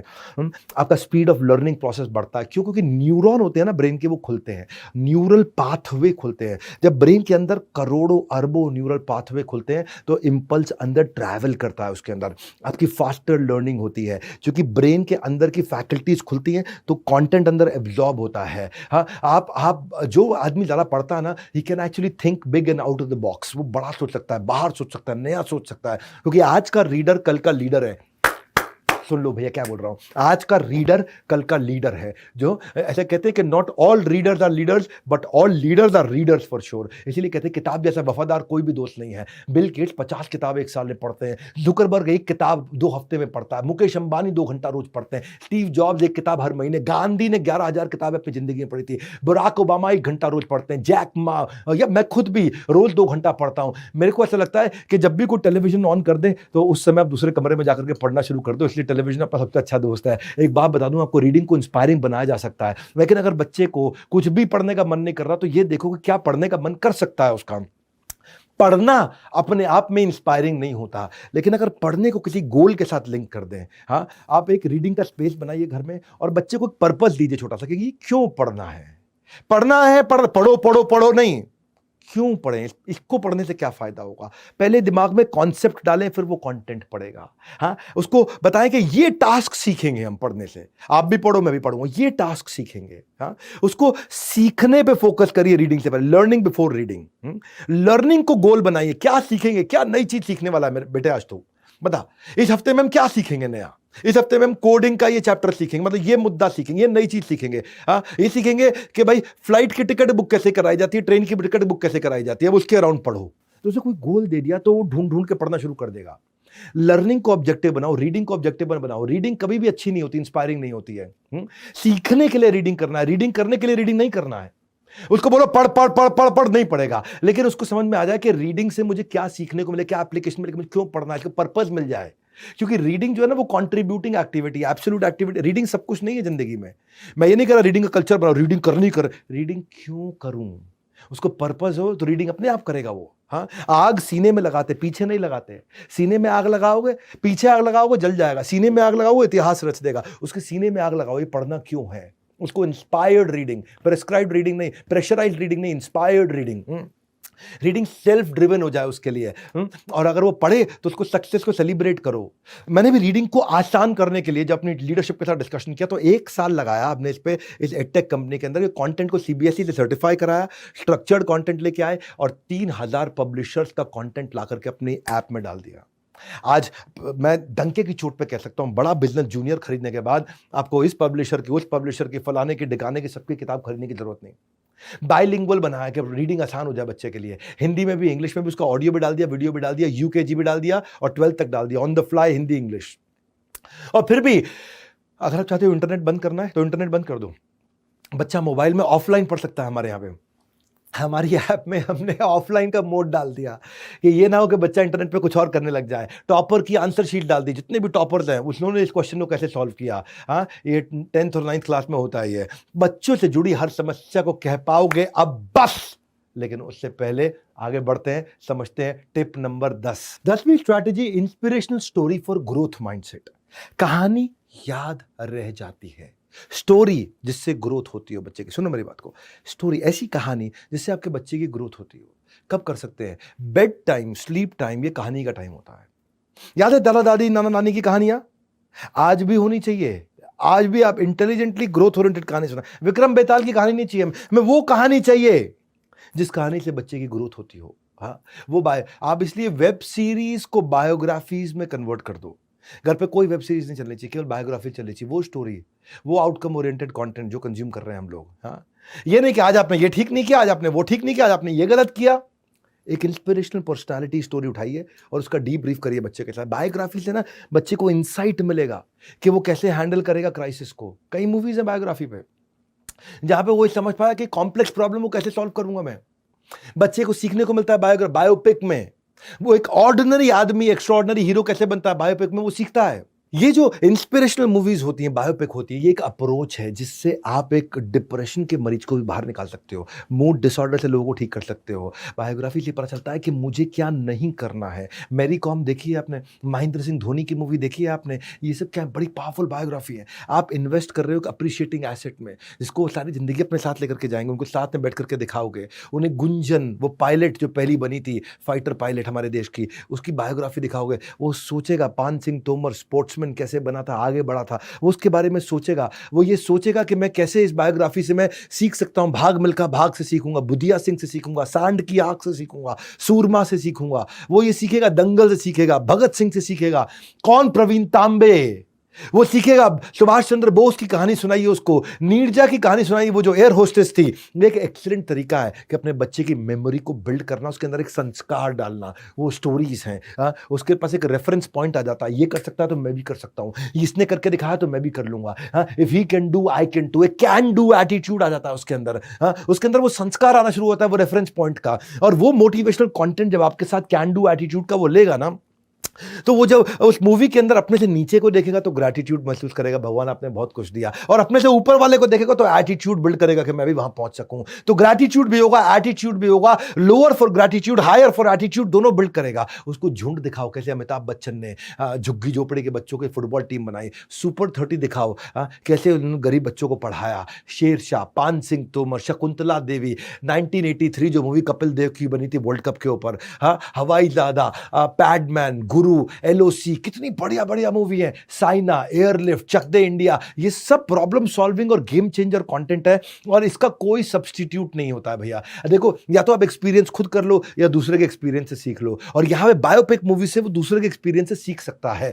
हमने बड़ा बिजनेस जूनियर के अंदर भी इतनी स्टोरी टेलिंग करी है। और मैं ये बता रहा हूं, हमारा बड़ा बिजनेस जूनियर 7,999 में जो आज दे रहे हैं ना, गेम चेंजर है। ये कंटेंट है शुद्ध देसी घी के समान। जो आज वीडियो दे रहा हूं ना, कोई स्ट्रैटेजी, ये शुद्ध देसी घी के समान, इसलिए लगा के रखो पूरा ध्यान। 11वीं strategy, compulsory device free dinner.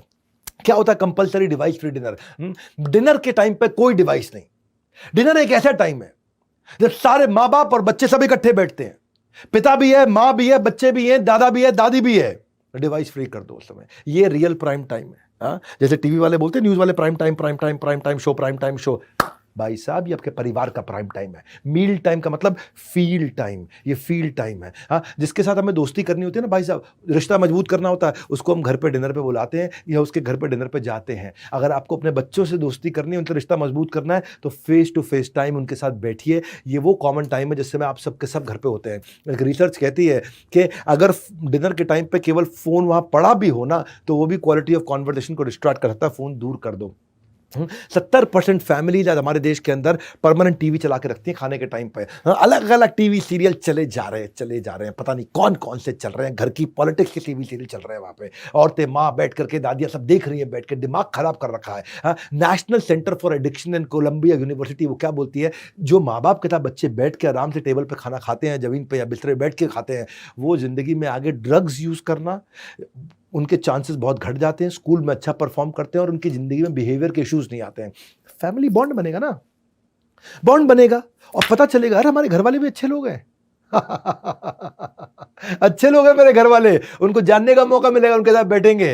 It is beautiful time. और इनफैक्ट आजकल तो दुनिया के अंदर कितने रेस्टोरेंट आ गए हैं, वो कहते हैं कि अगर आपने अपना मोबाइल बाहर रिसेप्शन पे जमा करा दिया, या किसी रेस्टोरेंट में लॉकर होता है, अब यहाँ पे लॉकर में जमा करा दीजिए, या किसी रेस्टोरेंट में चिड़िया का केज नहीं होता, वहाँ केज खोल के देते हैं, इसके अंदर जमा करा दीजिए, तो आपको रेस्टोरेंट में हम 20% डिस्काउंट देंगे खाना खाने पे। हाँ, तो देखिए शास्त्रों में बताया गया, ददाति प्रति गृह्णाति गुह्यम आख्याति पृच्छति भुंक्ते भुंजते चैव षड्विधम प्रीति लक्षणम। 6 चीजें बताई गई हैं कि किसी से रिश्ता बनाना 6 चीजें करनी चाहिए। गिफ्ट देना, गिफ्ट लेना, अपने दिल की बात कहना, सामने वाले के दिल की बात सुनना, उनको भोजन कराना, उनके यहाँ भोजन करना। तो 6 में से 4 चीज़ें तो आप कर ही सकते हो अपने बच्चों के साथ। उनसे दिल की बात कहना, दिल की बात सुनना, उनको भोजन खिलाना, उनके साथ बैठ के भोजन खाना। ये 4 चीज़ें तो आप कर ही सकते हो।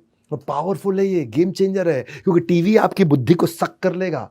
एक रिसर्च हुआ था, 300 लोगों में 150 लोगों को मोबाइल दिया खाना खाने के साथ साथ, और बाकी 150 लोगों को केवल खाना खाने के लिए दिया कि साथ बैठ के खाना खा लो। और बाद में पूछा गया किसका क्वालिटी टाइम अच्छा था, और ऐसा पता चला कि जिन्होंने बिना मोबाइल के खाना खाया उनका क्वालिटी टाइम और इमोशन ज़्यादा अच्छा था।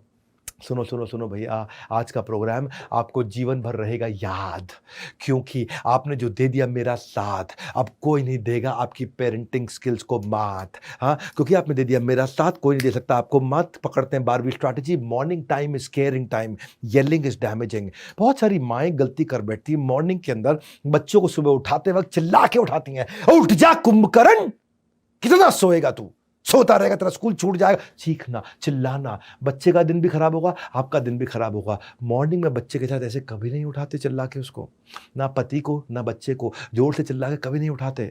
हाँ, आज इस समय एक स्कूल के जो काउंसलर होते हैं, वहाँ सर्वे में बताया गया कि सबसे ज़्यादा बच्चे इस बात से परेशान है कि हर दिन मेरी माँ मुझ पर सुबह सुबह चिल्लाती है।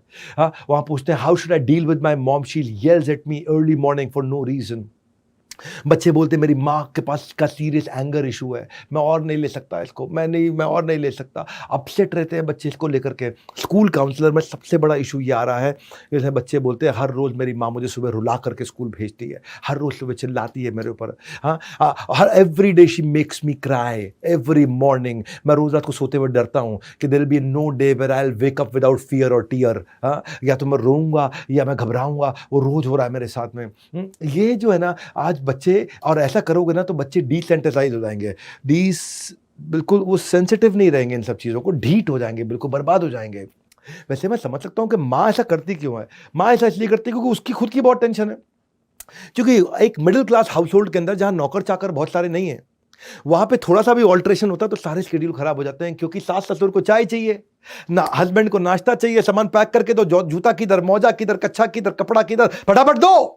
वो पति अपना चिल्ला रहा है, बच्चों की स्कूल की बस है, वो मिस ना हो जाए, सास ससुर अपना मांगे, देवर भी है, उसकी शादी नहीं हुई तो देवर को भी ध्यान रखो, उसको भी चाय बना के। अरे इतनी दिक्कत चल रही है सुबह सुबह, इसलिए माँ परेशान होती है। और माँ का सैचुरेशन पॉइंट आ जाता है, और माँ का blood pressure, heart rate, adrenaline level सब बढ़ता है, वही बच्चे का भी बढ़ने लगता है। ये पैसिव स्मोकिंग की तरह है। ये माँ का गुस्सा बच्चे के अंदर जाता है, ये पैसिव स्मोकिंग की तरह है। और माँ इसलिए चिल्लाती है, माँ को लगता है मैं चिल्लाऊंगी तो मैं कंट्रोल में फील करूंगी, मैं डोमिनेट कर पाऊंगी, तो लोग मेरी सुनेंगे, इसलिए मेरे को चिल्लाना चाहिए।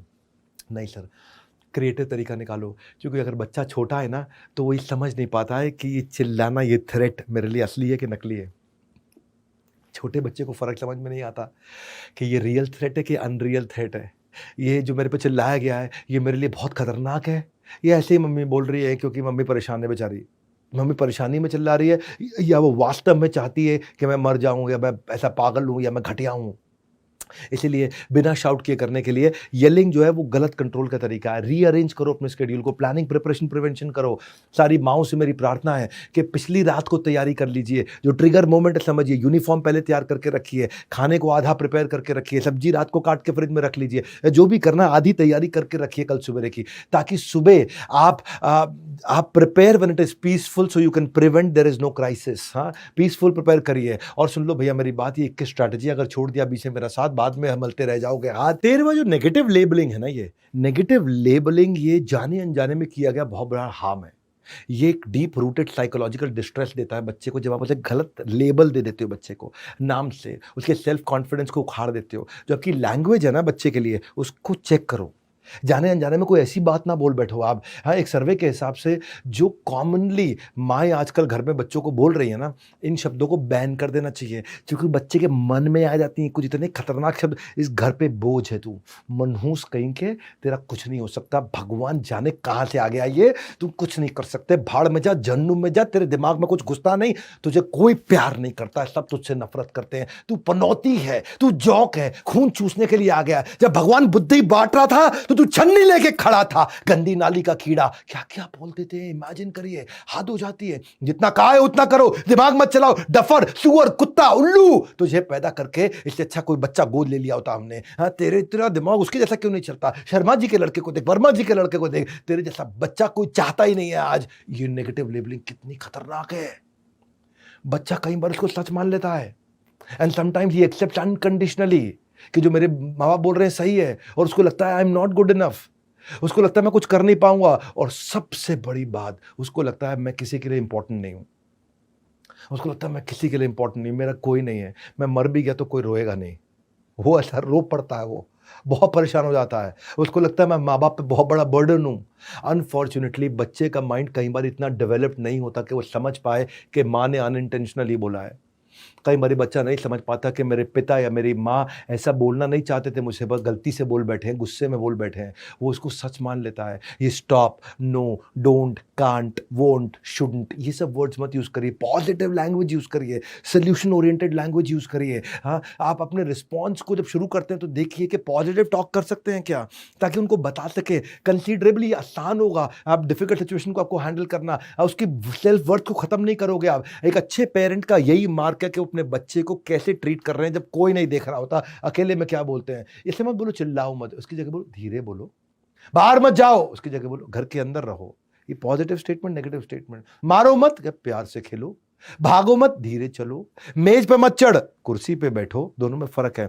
कुर्सी पे बैठो का मीनिंग अलग है, मेज पे मत चढ़ो का मीनिंग अलग है। अपनी लैंग्वेज इंप्रूव करिए। हाँ, खाने से पहले मिठाई नहीं मिलेगी, मिठाई खाने के बाद पक्का मिलेगी। हाँ, ये लैंग्वेज में कितना फर्क है। घर में शैतानी मत करो, बाहर जाके खेलो।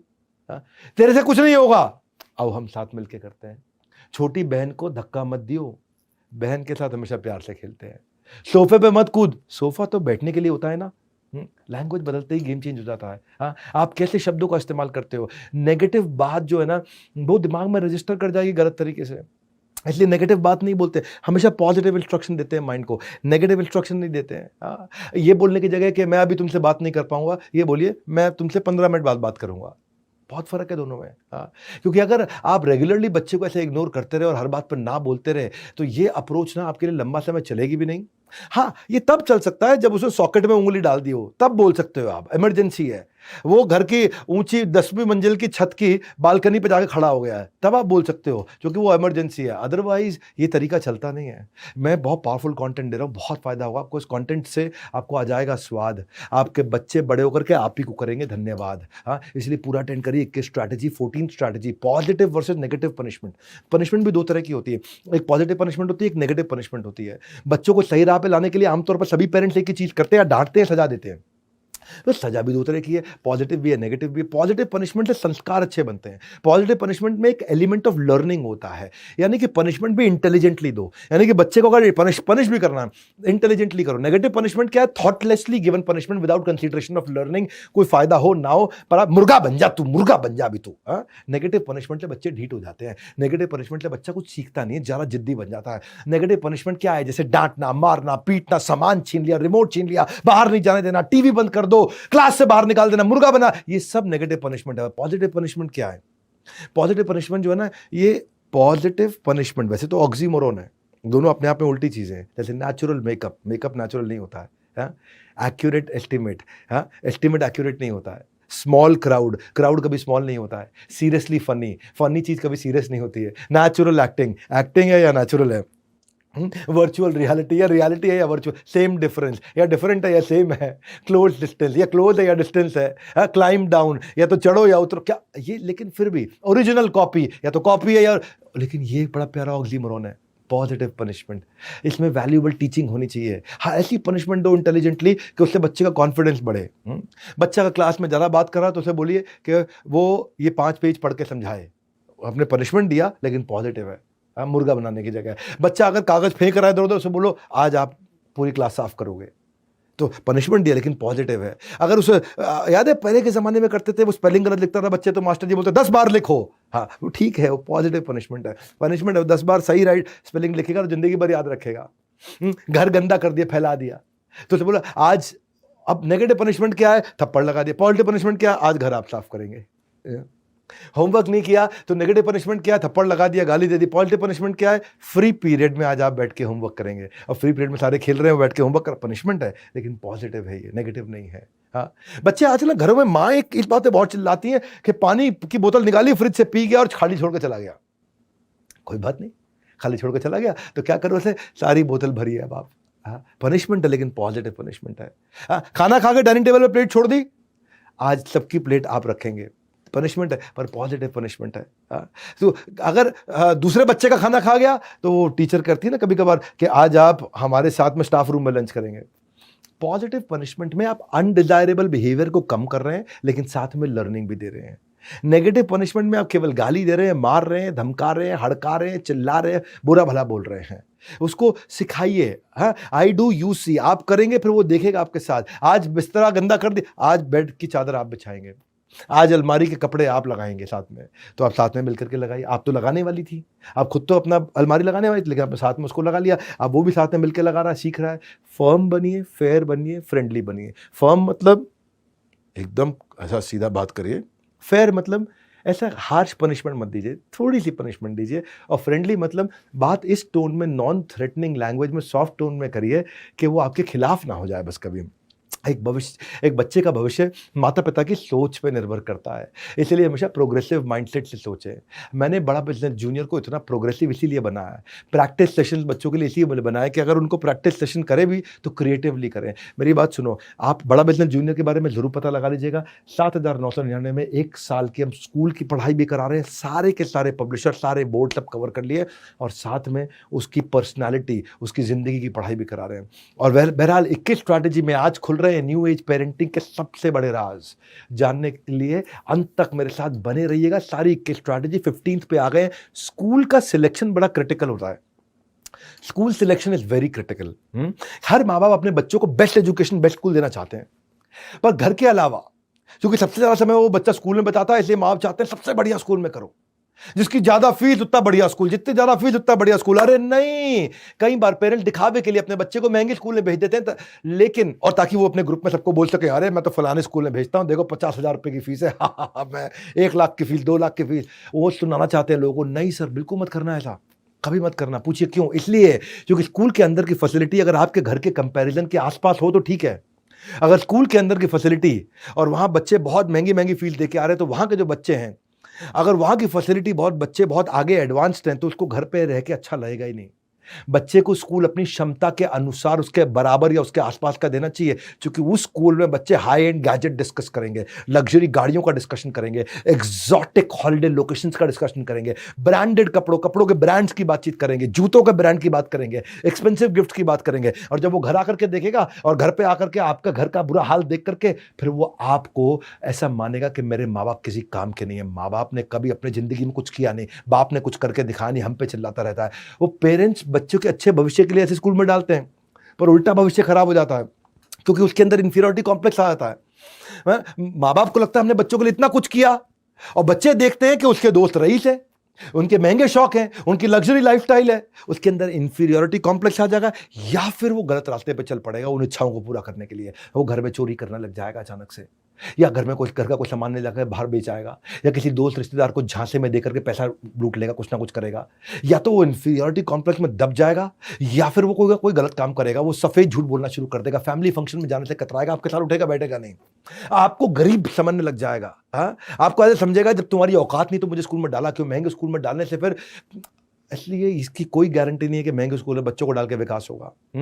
और अगर इसको ढंग से चेक नहीं किया ना आपने, तो उसकी इंफीरियरिटी कॉम्प्लेक्स इतनी बढ़ सकती है कि उसको मेंटल हेल्थ इश्यूज होते हैं, क्योंकि वहाँ सब गाड़ियों पे आ रहे हैं, बच्चा आपका स्कूल की बस पे जा रहा है, वहाँ बच्चों के जूते भी स्कूल के ब्रांडेड होते हैं, नाइकी का जूता पहन के आता है, आप सिंपल जूता पहनाते हैं उसको, वहाँ वो घड़ी भी महंगी पहन करके आता है। तो ऐसे इंफीरियरिटी कॉम्प्लेक्स वाले बच्चों के पास बहुत बड़ा रिस्क होता है, उनको क्रोनिक डिप्रेशन में चले जाना और वर्थलेस फील करना। इंफीरियरिटी कॉम्प्लेक्स लॉन्ग टर्म में इमोशनल सोशल रिलेशनशिप पे बहुत इंपैक्ट लेकर के आता है। दूसरी चीज़, स्कूल नज़दीक रखो अपने घर के, बहुत दूर का स्कूल कभी मत लेना। कई बार अच्छे स्कूल के चक्कर में पेरेंट इतना दूर भेज देते हैं बच्चे को कि 1.5 घंटा सुबह जाने में, 1.5 घंटा आने में, क्योंकि बस तो देखो हर स्टॉप पे रुकेगी, अगले स्टॉप पे बस रुकते रुकते बहुत टाइम लगाती है। छोटा डिस्टेंस भी 45 मिनट 1 घंटे में कवर करती है, और अगर 1.5 घंटा आखिरी स्टॉप और पहला स्टॉप हो गया तो बच्चे की जिंदगी खराब। क्यों खराब?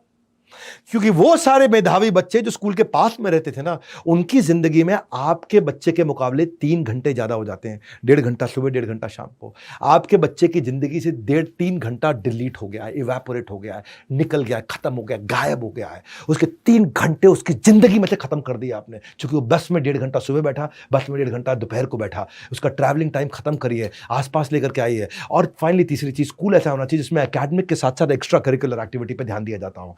स्कूल ऐसा हो जिसमें स्पोर्ट्स हो, ओवरऑल पर्सनालिटी डेवलपमेंट हो, कम्युनिकेशन, टैलेंट, ये सब हो। स्कूल ऐसा हो जहां पे इन सारी एक्टिविटीज को equal importance, sports, art, dance, music, drama, competition, olympiad, seminar, इन सब पे ध्यान दिया जाए।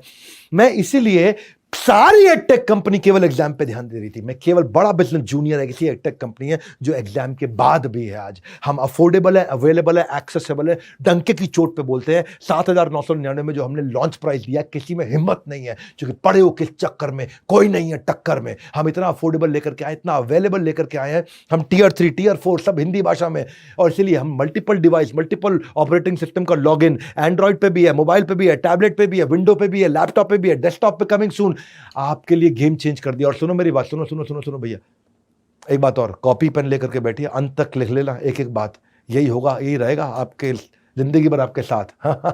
16वीं स्ट्रैटेजी, पेट्रोल की गाड़ी में डीजल नहीं डालते। क्या बोला स्ट्रैटेजी, कमाल की। सबको पता है पेट्रोल की गाड़ी में डीजल नहीं डालते, फिर अपने बच्चे के साथ गलत क्यों कर रहे हो आप? बच्चा अगर पेट्रोल की गाड़ी है तो उसमें डीजल क्यों डाल रहे हो? इंजन सीज हो जाएगा। जैसा बच्चा उसको वैसा एक्सेप्ट करो। हाँ, कोई बच्चे इंट्रोवर्ट है, कुछ एक्सट्रोवर्ट है, कुछ शाय है, कुछ टॉकेटिव है। कैसे किया जाए? इंट्रोवर्ट बच्चे को पहले खिलौने के साथ बात करना सिखाया जाता है, उसको पिच द पिक्चर सिखाया जाता है, उसको कहानी बोलना सिखाया जाता है। देखो, बच्चे 3 प्रकार के होते हैं। पहले आप समझते हैं, एक होता है विजुअल लर्नर्स, को बोलते हैं वैक, विजुअल, ऑडिटरी, काइनेस्थेटिक। हर बच्चा अलग है। ये सुनो, बहुत काम का टॉपिक बता रहा हूं, मेरे को बहुत बाद में पता चला था अपने बारे में। पूरे स्कूल टाइम पे मुझको नहीं पता चला था कि मैं विजुअल लर्नर नहीं हूं, मैं ऑडिटरी और काइनेस्थेटिक लर्नर हूं। मुझे खुद अपने बारे में बाद में पता चला था।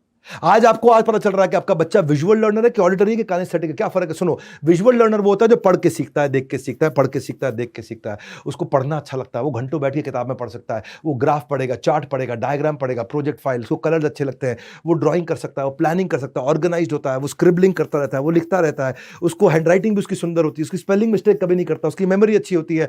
वो नॉर्मली स्कूल में अगर मौका दिया जाए तो पहली रो में जाके बैठता है, दूसरी रो में जाके बैठता है, उसको पीछे बैठना पसंद नहीं है। लेकिन दूसरे होते हैं ऑडिटरी लर्नर, इनको सुन के और बोल के सीखना पसंद है। ये जितना बोलते हैं, जितना सुनते हैं, उतना अच्छा सीखते हैं। हाँ, ये ऊंची आवाज में बात भी करते हैं, इनको रिकॉर्डिंग सुनना अच्छा लगता है, इनको ऑडियो फाइल अच्छा लगता है, इनको वीडियोस अच्छे लगते हैं। ये रीडर स्लो होते हैं, इनको रीडिंग पसंद नहीं आती है। ये अगर कोई नॉइज आ जाए तो डिस्ट्रैक्ट हो जाते हैं, तुरंत डिस्ट्रैक्ट हो जाते हैं। ये पढ़ते पढ़ते भी बोलते बोलते पढ़ते हैं, ये इनको गाते गाते पढ़ते हैं, कई बार म्यूजिक लगा के पढ़ते हैं। ये डिबेट्स में अच्छे होते हैं, ये बातचीत में अच्छे होते हैं, ये लेक्चर सुनना पसंद करते हैं, और मौका दिया जाए तो ये क्लास में जाके बीच में बैठते हैं, ना आगे बैठते हैं ना पीछे बैठते हैं। पर कुछ होते हैं काइनेस्थेटिक लर्नर, ये बिल्कुल अलग है। हमारे देश के स्कूल इनके लिए बने ही नहीं है। हमारे देश के स्कूल इनके लिए, ये केवल छूने से और करके सीखते हैं। इन्हें कुछ करने के लिए दे दो, इन्हें कुछ एक्टिविटी में इन्वॉल्व पसंद रहता है, इन्हें प्रोजेक्ट करना, इनको एक्सपेरिमेंट करना, इनको बिल्ड करना, इनको एक्शन, इनको टास्क करना, इनको चलना, इनको चलते चलते बात करना, इनको फिजिकल रिवॉर्ड पसंद है। ये काइनेस्थेटिक है। ये मोबाइल की नोटिफिकेशन आते डिस्ट्रैक्ट हो जाते हैं। ये आपने देखा कुछ बच्चे होते हैं जो क्लास में पीछे बैठते हैं और अपना पाँव हिलाते रहते हैं, टक टक टक टक टक टक, उनका बेंच के नीचे पाँव हिलता रहता है। ये काइनेस्थेटिक वाले होते हैं। ये हर समय इनका पाँव हिलता रहता है हर समय। ये पेंसिल भी ना टक टक ऐसे ऐसे उंगली में हिलाते रहते हैं हर समय, नीचे मारते रहते हैं कॉपी पे, है ना। ये कौन है? काइनेस्थेटिक है। इनको ना बॉडी के मोशन से सीखना पसंद आता है। हाँ, हिलते रहते हैं, पढ़ते पढ़ते पैर बना, अब मास्टर जो पैर मत हिलाओ, क्यों ना हिला, वो हिलाएगा पैर। अब नहीं, पैर हिलाना गलत होता, वो बिना हिलाए पड़ेगा ही नहीं, कुछ करेगा नहीं। इनकी स्पेलिंग मिस्टेक्स बहुत होती है, इनको स्पेलिंग याद नहीं रहती है। ये जेस्टिकुलेट होते हैं, ये हाथों के इशारों से बात करते हैं, ये कपड़े भी अपने कंफर्ट के हिसाब से पहनते हैं और नॉर्मली लास्ट सीट पे बैठते हैं। भैया, अब आपका बच्चा कौन है समझना है। इसमें कुछ भी सही गलत नहीं होता है। पेट्रोल की गाड़ी में डीजल नहीं डालते हैं। ये बोलते हैं visual, auditory, kinaesthetic. There is no right, there is no wrong learning style. आपको अपने बच्चे का स्टाइल आइडेंटिफाई करना है, पैटर्न पढ़ो उसका कौन सा है, उसकी प्रेफरेंस को समझो। ऑनलाइन क्वेश्चन, साइकोलॉजिकल असेसमेंट आ रहे हैं इसके ऊपर बहुत सारे देश के अंदर, उनको यूज करो। क्या बच्चे की स्ट्रेंथ क्या है, वीकनेस क्या है, और उसके प्रेफर्ड लर्निंग स्टाइल के हिसाब से पढ़ाओ। उसके 7/10 को बढ़ाओ, उसके 2/10 को नहीं बढ़ाते हैं। उसको टीचिंग टूल विजुअल लर्नर के क्या होते हैं? वो व्हाइट बोर्ड पे, फ्लो चार्ट पे, पिक्चर पीपीटी से पढ़ेगा। लेकिन दूसरी तरफ जो ऑडिटरी वाला है वो बातचीत करके पढ़ेगा, मेमोराइज करेगा, वो ओरल क्विज करेगा, वो डिबेट करेगा, वो क्वेश्चन करेगा, वो जोर से पढ़ेगा। पर काइनेस्थेटिक वाला करके सीखेगा। एक पढ़ के सीखता है, एक सुन के बात करके सीखता है, एक करके सीखता है। 3 प्रकार के लोगों को आप देखो आपका बच्चा कौन सा। अच्छा, हर एक में तीनों होती हैं, लेकिन एक ज्यादा होती है। हर एक में तीन होते हैं। ये नहीं कि तीनों, हर बच्चा बिल्कुल एक ही का निकलेगा कि एक केवल काइनेस्थेटिक, ये केवल ऑडिटरी, ये केवल विजुअल। हर एक में तीनों का कॉम्बिनेशन होगा, पर कुछ ज्यादा होगा, कुछ कम होगा। हमारा एजुकेशन सिस्टम जो है वो विजुअल लर्नर के लिए, पढ़ के सीखने वालों के लिए बनाया गया है, और थोड़ा सा ऑडिटरी सुन के। काइनेस्थेटिक के लिए तो हमारा एजुकेशन सिस्टम है ही नहीं, करके सीखने वाला है ही नहीं। तो इस चक्कर में हमारे यहाँ जो काफी सारे जो जीनियस होते हैं ना, वो ड्रॉप आउट कर जाते हैं स्कूल से, और उनको शैतान और बुद्धू बच्चा बोला जाता है। पीछे बैठते हैं, लेकिन वो जिंदगी में बहुत कुछ कर जाते हैं। हाँ, इसीलिए आपको समझना है कि आपका बच्चा है कौन। Why children are not taught according to their learning style, यही सबसे बड़ी दिक्कत मुझे नजर आती है। हाँ, कि लेस वो फिर मोटिवेटेड नहीं है नॉलेज गेन करने के लिए। देखो, learning, speaking, reading, writing, LSRW बोलते हैं इसको, वो किसमें तेज है। और मैंने यही प्रॉब्लम को समझ के काइनेस्थेटिक, ऑडिटरी, विजुअल, इसको समझ के तीनों का कॉम्बिनेशन बीबी जूनियर में लेके आया कि मैंने लर्नर सेंट्रिक बनाया, टीचर सेंट्रिक नहीं बनाया। बच्चे को क्या चलता है उस हिसाब से करो। हाँ, उसको एक्सपेरिमेंट की लैब्स दी है हमने अपने आप के अंदर, साइंस की यूनिक फीचर है ये हमारा। हमने उसको ज्योग्राफी के इंटरैक्टिव मैप्स दिए हैं, साइंस के उसको एनिमेशंस दिए हैं, हिस्ट्री की उसको टाइमलाइन, ग्रेट पर्सनालिटी की 3D 4D वॉक थ्रू दिए हैं, उसको लाइव फुटेज दिए हैं। ये बनाने में सालों साल लग जाता है। मोहनजोदाड़ो और हड़प्पा को मैं 6ठी क्लास में जब मैं था ना, मेरे को समझ नहीं आता था क्या कौन क्या कर गया मोहनजोदाड़ो में। मेरा दिमाग खराब करके चला गया। और ये हमारी हिस्ट्री की टीचर ये डंडा पकड़ के पेलती रहती, हमको इतना मारती, हम परेशान रहते थे। लेकिन आज हमने ऐसी ऐप बना दी कि मोहनजोदाड़ो और हड़प्पा के एरियल पिक्चर्स के साथ current 3D 4D walk through दिया ला करके। इसीलिए बड़ा बिजनेस जूनियर में केवल समस्या लेकर नहीं, समाधान भी लेकर के आया हूँ। और प्राइस में ऐसा लाना चाहता था कि देश की आधी जनता इसको आराम से ले सकती है। बहरहाल 17वीं स्ट्रैटेजी पर चलते हैं। Universe is shifting from left brain to right brain. इसको समझने के लिए ऐसे समझते हैं कि ब्रेन के 2 हिस्से होते हैं, एक होता है लेफ्ट ब्रेन, एक होता है राइट ब्रेन। लेफ्ट ब्रेन जो होता है उसमें logic, mathematics, problem, account, finance, fact analysis आता है। और एक होता है राइट ब्रेन। राइट ब्रेन में visual, intuitive, imagination, holistic thinking, art, drama, music, rhythm, feeling, visualisation, daydreaming, वो सब आता है। यानी कि राइट ब्रेन अलग तरीके से काम करता है, लेफ्ट ब्रेन अलग तरीके से काम करता है। ये सबको पता है बात, ये प्रूवन टेस्टेड है, सबको पता है। लेकिन रीसेंट डेटा से समझ में आया। देखो अब, अच्छा इसको ऐसे समझो कि अगर किसी भी इंसान को, मैं एक आपको क्वेश्चन देता हूं, किसी भी इंसान को उसने 15 दिन पहले डेटा सुनाऊं कि ये डेटा ऐसा था, उसको वो डेटा याद रहेगा या 15 साल पहले उसने गाना सुना हो?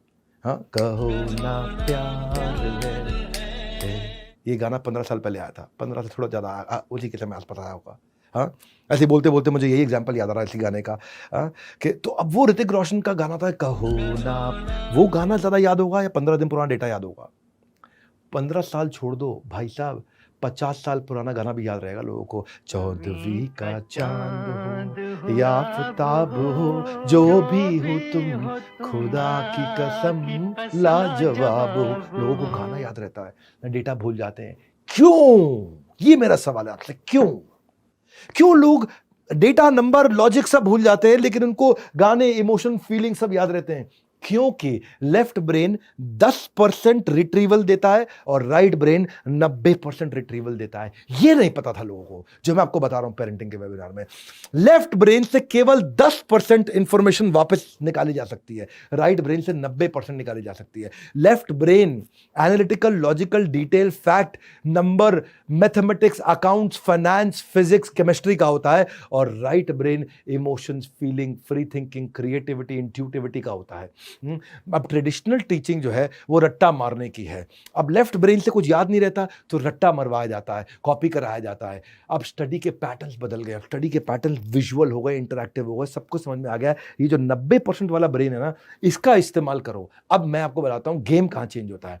गेम होता है what if we can make the left brain content consumed with right brain based patterns. सुनो मेरी बात को, मैं अगर मैथमेटिक्स को, अकाउंट्स को, फिजिक्स को, केमिस्ट्री को, मैं डेटा को, नंबर्स को अगर विजुअल फॉर्मेट में, कहानी के फॉर्मेट में, स्टोरी में और इमोशंस के साथ सिखा दूं तो वो जिंदगी भर याद रहेगा। ये है मेन मुद्दा। समझ आ गया मेरा बात आपको? ये मेन मुद्दा है कि अगर मैंने मैथमेटिक्स को कहानी के साथ सिखा दिया, इसीलिए क्यों टीचर कुछ अच्छे होते हैं, इसीलिए क्यों फिजिक्स वाला को हमने इन्वाइट किया, हमारे साथ आए वो, उन्होंने बड़ा भारत शो में बहुत अच्छी बातचीत करी। फिजिक्स वाला क्यों उनका इतना नाम है? क्योंकि वो लेफ्ट ब्रेन के कंटेंट को राइट ब्रेन के स्टाइल में सिखाते हैं, वो एक्टिंग करके सिखाते हैं। इतना बढ़िया एक्टिंग करते हैं, अपने जीन्स पे टैटू बना के ले आते हैं, जीन्स पे फॉर्मूला लिख के आते हैं, कहानी करते हैं, एक्टर्स की तरह कहानी करके सिखाते हैं। वो खूब ड्रामा करते हैं। हाँ बेटा, हाँ ठीक है पापा खरीद ले। हाँ हाँ ठीक है पापा पैसा पैसा। और इतना बढ़िया काम करते हैं। ये है मेन मुद्दा कि लेफ्ट ब्रेन के कंटेंट को राइट ब्रेन के स्टाइल में सिखाओ। यानी कि आप लेफ्ट ब्रेन के कंटेंट को रट्टा मत लगवाओ, उसके पीछे के कॉन्सेप्ट को, उसके पीछे की थ्योरी को, उसके पीछे की स्टोरी को, उसके पीछे के फ्रेमवर्क को, उसके पीछे की अंडरस्टैंडिंग को, उसके पीछे के लॉजिक्स को विजुअली स्टोरी के साथ समझा दो बच्चों की भाषा में। बच्चे कहते हैं अरे समझ में आ गया, ये मास्टर जी सबसे अच्छे हैं। याद है बच्चों को, आप सारे बच्चे जो देख रहे हो इस वीडियो को, कुछ मास्टर आपको पसंद आते हैं, ये वही मास्टर हैं जो लेफ्ट ब्रेन की पढ़ाई को राइट ब्रेन के स्टाइल में करा देते हैं। ये यहाँ पे सारा गेम। इसीलिए आज जब मैंने अपनी तैयारी करी तो experiential learning, 3D, 4D, audio, visual, retention technique आसान। मैं अपनी मेहनतें बताना चाहता हूं आपको कि मैंने क्या मेहनत करी पिछले 1 साल, 1.5 साल, 2 साल के अंदर, कि बच्चों के लिए वीडियो, क्विज, गेम्स और वर्कशीट के साथ पढ़ाई कराएंगे। स्कूल की पढ़ाई ऐसा नहीं करेंगे बस खाली एनसीईआरटी की किताब पढ़ ले। देखो भैया, 2 चीजें हैं। हाँ, एक होता है टॉप लाइन एकेडमिक स्कोर, एक होता है बॉटम लाइन पर्सनालिटी स्कोर। ये दोनों को बिल्ड करा दो, ये है बड़ा बिजनेस जूनियर। बहरहाल आज के प्रोग्राम में let's get trained on how to operate like a well oiled machine. माता पिता के लिए इससे अच्छा वीडियो कोई नहीं हो सकता। अगर आप बच्चे हैं, ये सारे माता पिता तक वीडियो पहुंचा दो और ये इससे मैं रेवोल्यूशन ला सकता हूं पेरेंटिंग के स्टाइल में। फ्री वीडियो है, सबके लिए अवेलेबल है। शेयर कर देना इस वीडियो को दबा करके। 18वीं strategy, 18th rules in house eliminates confusion. घर में ना पॉलिसी बना दो, रूल्स बना दो, कंफ्यूजन खत्म। आपको बच्चों को डांटना नहीं पड़ेगा। क्या मतलब होता है इसका? किसी को भी ना सुनना पसंद नहीं है। Nobody likes to hear no. आप ये नहीं कर सकते, आप वो नहीं कर सकते, ये नहीं। हमारे घर की ये पॉलिसी है, हमारे घर का ये रूल है, ये बता दो। जंक फूड, आप जंक फूड नहीं खा सकते। हम जंक फूड खाली संडे को खाते हैं, हमारे घर का रूल है। अब बच्चा मंडे टू सैटरडे मांगेगा ही नहीं, क्योंकि घर में आपने रूल बना दिया। रूल बनाने के बाद क्या होता है, आपको बार बार मना नहीं करना पड़ता। यू डोंट हैव टू से नो। हाँ, जैसे आपने रूल बनाया कि घर से बाहर, रूम से बाहर निकलते वक्त जैसे कई बार माता पिता आपस में बात करो तो बच्चा बीच में बोलता है, तो ये बीच में मत बोलो, बीच में मत। नहीं, आपने एक रूल बना लिया घर में कि don't interrupt when 2 elders are talking.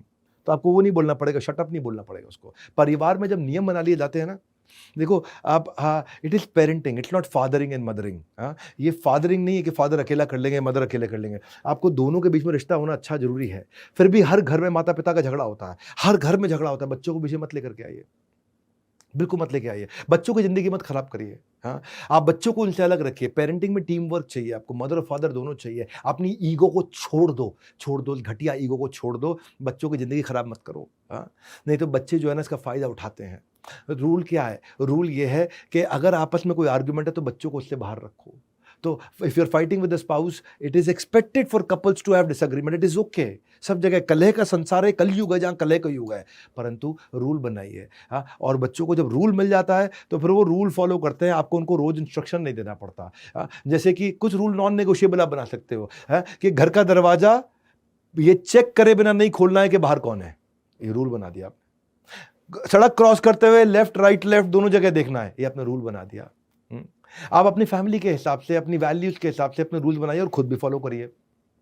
किसी भी कमरे में जाना नॉक करके जाना, ये रूल बना दिया आपने। इस घर में सबकी रिस्पेक्ट करनी, चाहे नौकर है, दादा है, पिता है, माता है, कोई भी है।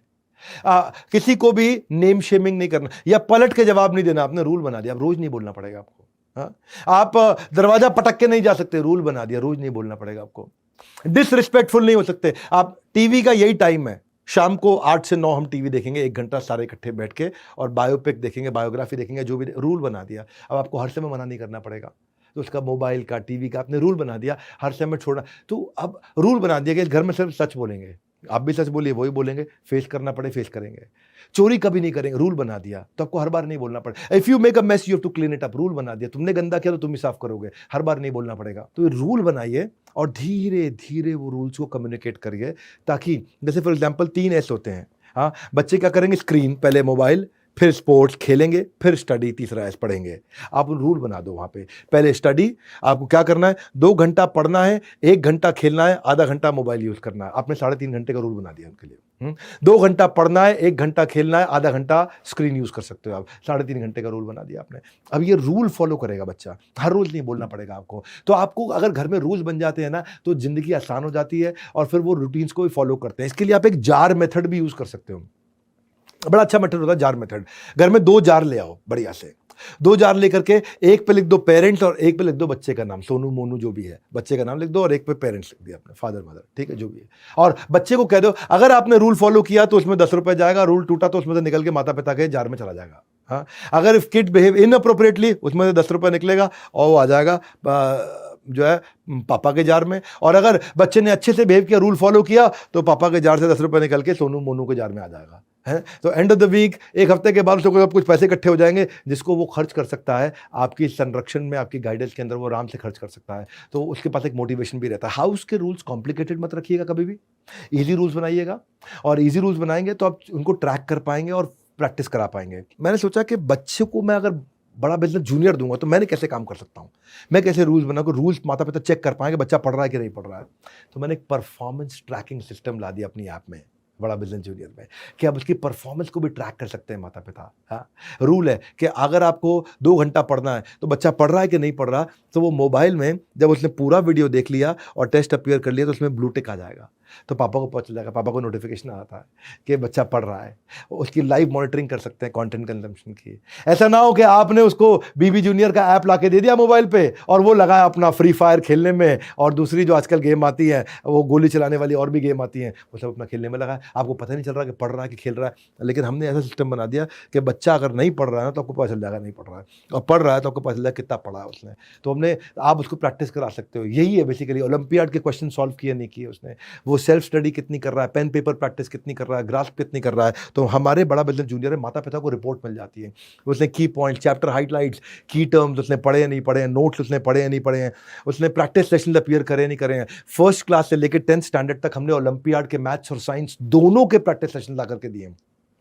लोग ओलंपियाड में केवल मैथ्स कवर करते हैं, हमने बीबी जूनियर में साइंस भी कवर कर दिया है। अब बच्चे ने प्रैक्टिस किया है कि नहीं किया है, पढ़ा है कि नहीं पढ़ा है, माता पिता को रिपोर्ट मिल जाती है। आपने रूल बना दिया तो पढ़ेगा ही पढ़ेगा। और सुन लो मेरी बात भैया, आंख नाक मुंह सब खोल के बैठिए, नजर ना हटे एक भी बार, लगने वाली है सभी बच्चों की नैया पार। 19 स्ट्रैटेजी जो है, इनकरेज इंक्विजिटिवनेस। सवाल बच्चों के मन में बहुत होते हैं और कैसे आप उससे उनकी ग्रोथ पे उनको लेके जा सकते हो। जिंदगी में उत्तर सही तभी मिलेगा जब प्रश्न ठीक हो, और बच्चों को सही प्रश्न पूछना आ गया और आपने सही उत्तर देने शुरू कर दिए। पॉजिटिव सोल्यूशन ओरिएंटेड क्वेश्चन, आप पूछो वो जवाब दे, वो पूछे आप जवाब दो, आप पूछो वो जवाब दे, वो पूछो आप जवाब दे, वहीं से बच्चा बिल्ड होता है। और डायरेक्शन ठीक दे दो क्वेश्चन की। For young children quite literally seeking explanation, वो उनके लिए डीप रूटेड डिजायर होती है। जितनी उनको खाने की जरूरत है, पीने की जरूरत है, उतनी उनको सवालों के आंसर की जरूरत होती है। जितनी उनको भूख होती है ना खाने की, उतनी ज्यादा जरूरत होती है कि उनको उनके कोई क्वेश्चन का आंसर दे दे।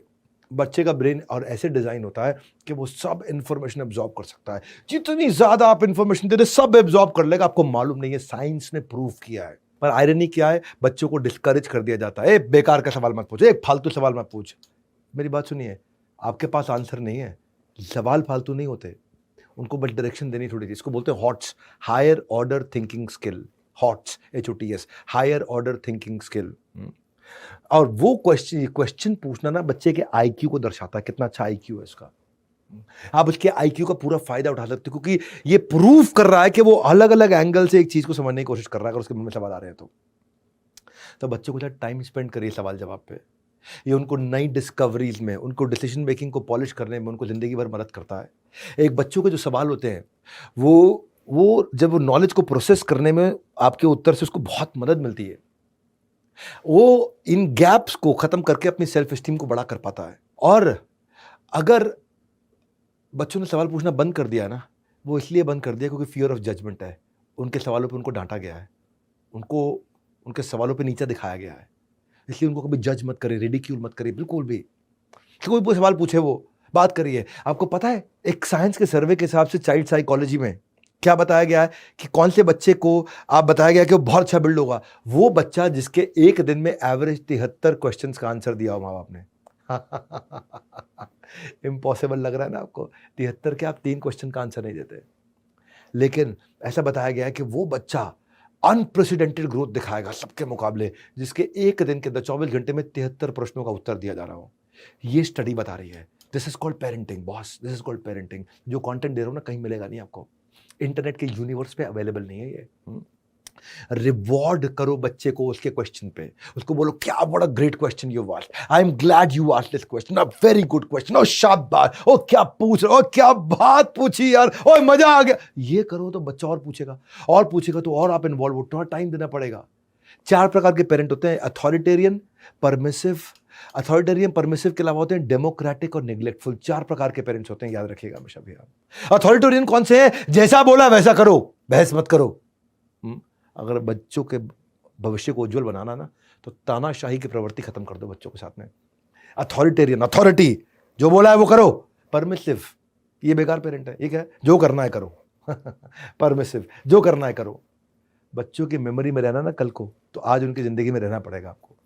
अगर आप चाहते हो कि बच्चे आपको याद करें आपके बुढ़ापे में, तो आज आप उनको याद करो अपनी जवानी में। और तीसरे होते हैं डेमोक्रेटिक, अप्रिशिएटिव। ये बहुत बढ़िया पेरेंट है। ये डेमोक्रेटिक, मिल बांट के बच्चों की सुनते हैं, बच्चों को सुनाते हैं, मिल बांट के रिश्ता बनाते हैं। कदम कदम पर बच्चों का आत्मविश्वास बढ़ाओगे तो आप दुनिया के सर्वश्रेष्ठ माता पिता कहलाओगे।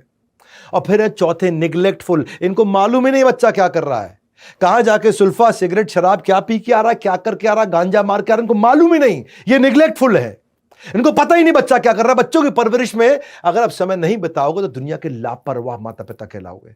4 में से डेमोक्रेटिव और अप्रिशिएटिव, जो बच्चों के साथ इन्वॉल्विंग पेरेंट हैं, वो सबसे बढ़िया होते हैं। और मैं भी क्वेश्चन की गेम्स खेलता हूं बच्चों के साथ में, और मैं अपने दोस्तों को भी सजेस्ट करता हूं क्वेश्चन की गेम्स खेलें। आपको सजेशन दे देता हूं। कुछ अम्ब्रेला टॉपिक होते हैं, सीधा एनिमल पे, सीजन पे, फ्रूट पे, कंट्री पे, फिल्म पे, world largest, world smallest, world longest, इस पे चर्चा करो बच्चों से।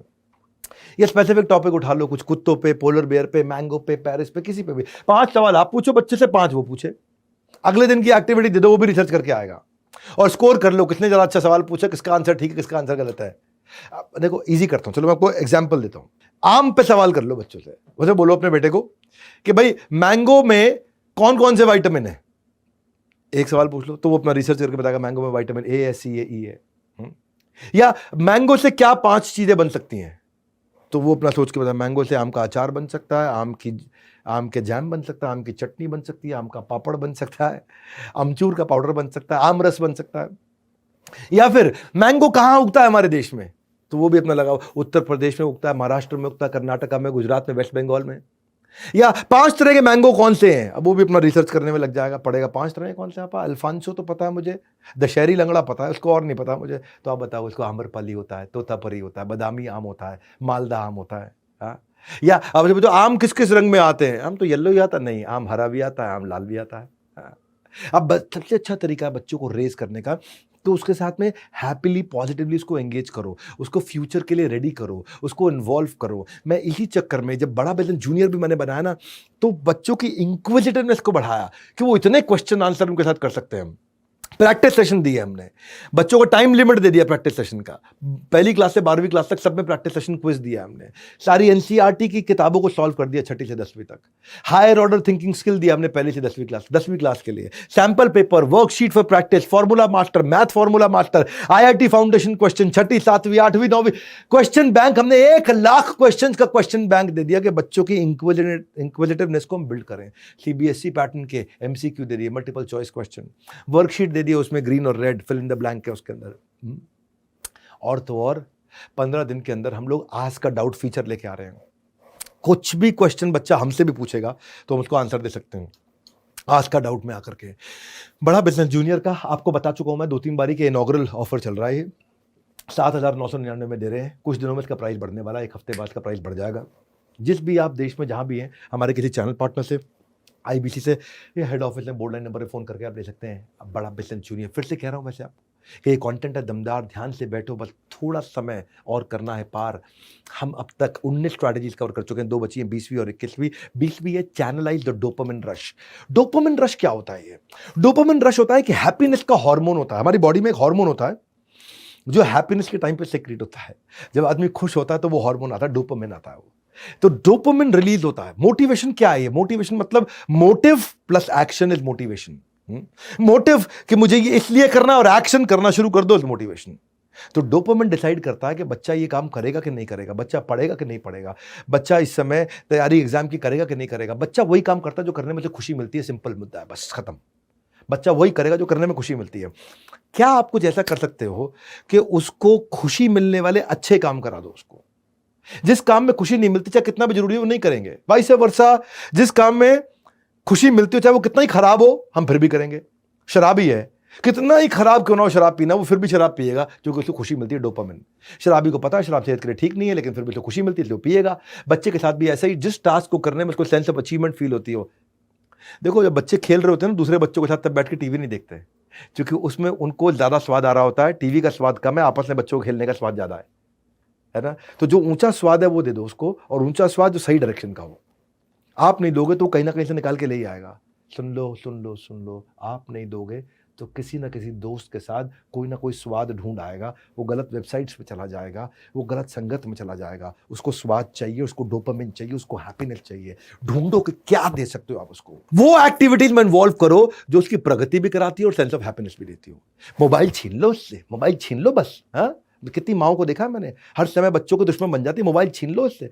मैं बोल रहा हूँ इसी मोबाइल में उसको पॉजिटिव डोपामिन दे सकते हैं हम।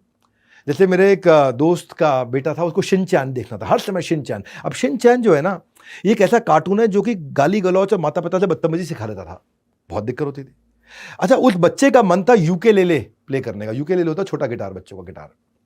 तो यूकेलेले का हमने कोच लगाया उसको, और जितने बजे शिनचैन आता था शाम को 6 से 8, हमने बोला कि भैया ये यूकेलेले सिखाने वाले मास्टर जी 6 से 8 ही आ सकते हैं, आप बताओ तुम्हें शिनचैन देखना है यूकेलेले सीखना है? बोला यूकेलेले सीखना है। शिनचैन छूट गया उसका, हायर टेस्ट दे दिया, डोपामिन, खत्म बात।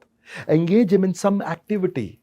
उससे छीनना नहीं है, उसको कुछ और पकड़ाना है। ये मेरा मेन मुद्दा है। चाहे वो स्पोर्ट्स में हो, म्यूजिक में हो, गाने में हो, डांस में हो, आर्ट एंड क्राफ्ट में हो, हाउस होल्ड कोर्स के अंदर हो, उसको कोई planting, gardening, playing, mindful act कुछ तो कराओगे आप। छीनना नहीं है, देना है। यही कृष्ण ने सिखाया गीता के अंदर। विषयाविनी वर्तन्ते निराहार सिद्धे हिनम रसवर्जम रसोपस्य परम दृष्टवा निवर्तते। When you give a higher taste he will discard the lower one. एक आदमी को होंडा सिटी और मारुति ऑल्टो दोनों दे दो तो वो होंडा सिटी ले लेगा, ऑल्टो छोड़ देगा। समझ में आ रही मेरी बात? आप अगर उसको होंडा सिटी और मर्सिडीज दे दो तो मर्सिडीज ले लेगा, होंडा सिटी छोड़ देगा। हायर टेस्ट को आदमी पकड़ता है, लोअर को छोड़ देता है। वही मेन मुद्दा है। हायर टेस्ट उसको काम का ऐसा कैसे दें। हाँ, और गेमिंग का डिसऑर्डर हो जाता है, और इतने भयंकर डिसऑर्डर होते हैं गेमिंग के। WHO कहता है गेमिंग डिसऑर्डर में 2018 का उसका एक वर्जन है, मेडिकल रेफरेंस बुक ICD में आता है, कि अगर बच्चा बिल्कुल गेम नहीं छोड़ पा रहा है, बहुत एग्रेसिव हो गया है, उसको नींद के अंदर भी गेम याद आ रहा है और स्कूल के अंदर भी छोड़ के भाग जाता है और डिस्पाइट सारी प्रॉब्लम के वो गेम खेलता है और आपकी थप्पड़ खाने के बाद भी खेलता है, छुप के भी खेलता है, बाथरूम में जाके खेलता है, हर समय खेलता है, अब उसको थेरेपिस्ट की जरूरत पड़ने लग गई है क्योंकि आपने उसको रिप्लेस नहीं किया। छीनना नहीं है, रिप्लेस करना है, डोपामिन देना है उसको, वो चीज दो जिसमें उसको एक्साइटमेंट बिल्ड हो। हाँ, passion oriented content, TV mobile remote छीनने की बात नहीं कर रहा हूं, पैशन ओरिएंटेड कंटेंट दे दो उसको जिसमें उसका पैशन, उसके स्किल को पहचानो। हमने ये जब हमने प्रॉब्लम देखी कि बच्चे पढ़ना नहीं चाहते हैं तो हमने 10,000 गेम्स डाली हैं बड़ा बिजनेस जूनियर में। देखा जब बच्चे नहीं खेलना चाह रहे, पढ़ना नहीं चाह रहे तो ब्रेन जिम डाल दिया, ब्रेन जिम हमने बीबी जूनियर में। जब बच्चों की 10,000 गेम्स डाल दी जो कि पढ़ाई की गेम्स हैं, तो माता पिता भी सबने बीबी जूनियर लेना शुरू कर दिया और बोला बच्चे इस पे गेम खेल लो, आप बीबी जूनियर पे खेल लो। इंटरनेट बंद कर दिया उनका, तो उसमें ऑफलाइन खेल लेता है वो। न्यू एज पेरेंटिंग टिक, अगर आप सारी टेक्निक सीख ली तो सारे दिमाग के जो है ना कपाट खुल जाएंगे। और ऐसे नहीं बोलता हूँ उसको, ऐसे बोलता हूँ दिमाग के खुल जाएंगे कपाट, बच्चों के बीच में हमेशा रहोगे सम्राट। दिमाग के खुल जाएंगे कपाट, बच्चों के बीच में आप रहोगे सम्राट। आखिरी स्ट्रैटेजी 21वीं, टीच देम बजटिंग। बच्चों को ना कहते हैं कि बचपन में जो आदत डल जाए ना वो जीवन भर रहती है, तो क्यों ना बच्चों को छोटी उम्र से ही पैसों को बचाने के गुण सिखाए जाएं, बजटिंग सिखा दें, मनी मैनेजमेंट सिखाएं। माता पिता का सबसे अहम रोल होता है इसमें। अगर बच्चों को शुरुआत से ही अपने पैसों की अहमियत के बारे में समझाया तो उनको फाइनेंशियल प्लानिंग और बजटिंग सीख जाते हैं वो। वही अगर माता पिता बच्चों को मनी मैनेजमेंट के गुण नहीं सिखाए तो बाद में समस्याएं झेलनी पड़ती है। पर ज़्यादा परेशानी तब खड़ी होती है जब वो नौकरी की शुरुआत करता है और कर्ज के जाल से बचने के लिए मनी मैनेजमेंट सीखना जरूरी है, वो जो कुछ नहीं सीखा होता। इसलिए उसको शुरुआत से ही उसकी दिलचस्पी पैसों के जोड़ घटाव के अंदर बिल्ड करनी शुरू करिए ताकि वो पैसों का जमा घटा सीखे। उसको अपनी देखिए पारिवारिक स्थिति के अनुसार, उम्र के हिसाब से उसको पैसों की सीमा तय करके उसके साथ सिस्टम बनाइए। बच्चों को एक पिगी बैंक ला के दीजिए, उसको बताइए इसमें जो पैसे डालोगे वो उसी के होंगे। हर महीने उनको एक पॉकेट मनी दे और वो अमाउंट पिगी बैंक में डालें और धीरे धीरे बढ़ता देख करके बच्चा इससे खुश भी होगा और खेल खेल में बचत की गुण भी सीखेगा। उसको बता दो तुम्हें जो भी खरीदना है, तुम्हारे पास बजट है हर महीने का, इसी में से खरीद सकते हो, इससे ज्यादा नहीं खरीद सकते। तो अब अगर उसको पता है कि भाई मेरे पास मेरे बजट में इस समय 2,000 पड़े और मेरे को इस समय ये टॉय खरीदना है 4,000 का है, तो वो एक महीना वेट करना सीख जाएगा। ये बहुत बड़ी बात है। वो आपके सामने मॉल में जाकर के जमीन पे लेट नहीं जाएगा, मॉल में जाकर के हर एक चीज का प्राइस पड़ेगा, अपने उसको खुद देखेगा कि भाई मेरे पिग्गी बैंक में कितने पैसे हैं, 2,000 है, अगले महीने मुझे 2,000 और मिलने हैं, 4,000 होगा, अगले महीने के अंत में खरीद लूंगा और वो खुशी खुशी वापस लौट के आएगा। मैंने होते हुए करते हुए देखा है बच्चों के साथ में। ये बच्चों के लिए बजट सेट करें, उसको बताएं कि वो एक दिन में कितना खर्च कर सकते हैं, एक महीने में कितना खर्च कर सकते हैं। छोटी मोटी चीज वो अपनी पॉकेट मनी से लेना सीखेगा, उसके लिए गोल सेट करिए। और अगर पैसे वो कम पड़ रहे हैं अपने आप जब वो रुकने लगेगा ना, तो अब आप इतना खुश होंगे मन से कि बच्चा अपने इमोशंस को कंट्रोल कर पा रहा है। उसको सिखाइए इच्छा और जरूरत का डिफरेंस, इसको बोलते हैं नीड और वांट का डिफरेंस। इच्छा तो कुछ भी हो सकती है, मुझे फरारी चाहिए, लेकिन मुझे जरूरत किस चीज की है। जब बच्चा ये ट्रेन हो जाता है ना इच्छा और जरूरत के डिफरेंस में, बहुत बड़ी बात है ये। बड़े बड़े माँ बाप नहीं हो पाते इच्छा और जरूरत के डिफरेंस पर ट्रेन, आप खुद भी होइए। उसके खर्च करने की आदत पे आप नजर रखिए। बच्चे से कहें कि वो तय करे कि वो किस चीज पर खर्च करेगा और इच्छा और जरूरत साथ साथ सिखाते जाइए उसको। और अच्छा अगर उसने पैसा बचा लिया तो उसको इंसेंटिव दीजिए, कुछ 200 रुपये एक्स्ट्रा दे दीजिए उसको। सही जगह समझदारी से खर्च करने पर उसको शाबाशी भी दीजिए, उसको समझ में आएगा। इसको लेना फैमिली टोकन सिस्टम रख सकते हो आप एक, कि उसको ऐसा नहीं है आपने बजट ही बनाया कि मैं 500 रुपये ऐसे ही दूंगा हर हफ्ते, नहीं। उसके लिए भी एक आपको गेम बताता हूं, उसके लिए गेम खेलिए, ऐसी सफल गेम बता रहा हूं, गेम चेंज हो जाएगा। बच्चे का व्यवहार पूरा बदल जाएगा रातों रात। रातों रात नहीं तो कम से कम आप ये पक्का कह सकता हूं कि 2.5 महीने में उसका व्यवहार बदल जाएगा, 75 दिन के अंदर। बहुत होते हैं 75 साल की जिंदगी में, 75 दिन में आप बच्चे को चेंज कर सकते हैं। अगर सीखना चाहते हैं ध्यान से सुनिए, आखिरी गेम बताने जा रहा हूं आपको। एक टोकन का, किसी भी बाजार खिलौने के स्टोर से टोकन ले आइए। टोकन पर नंबर लिखे होंगे 1 2 3 4 5 10, तो 1 2 5 10 20 50 100 ऐसे लिख लीजिए। अब वो टोकन मतलब हो गया रुपया।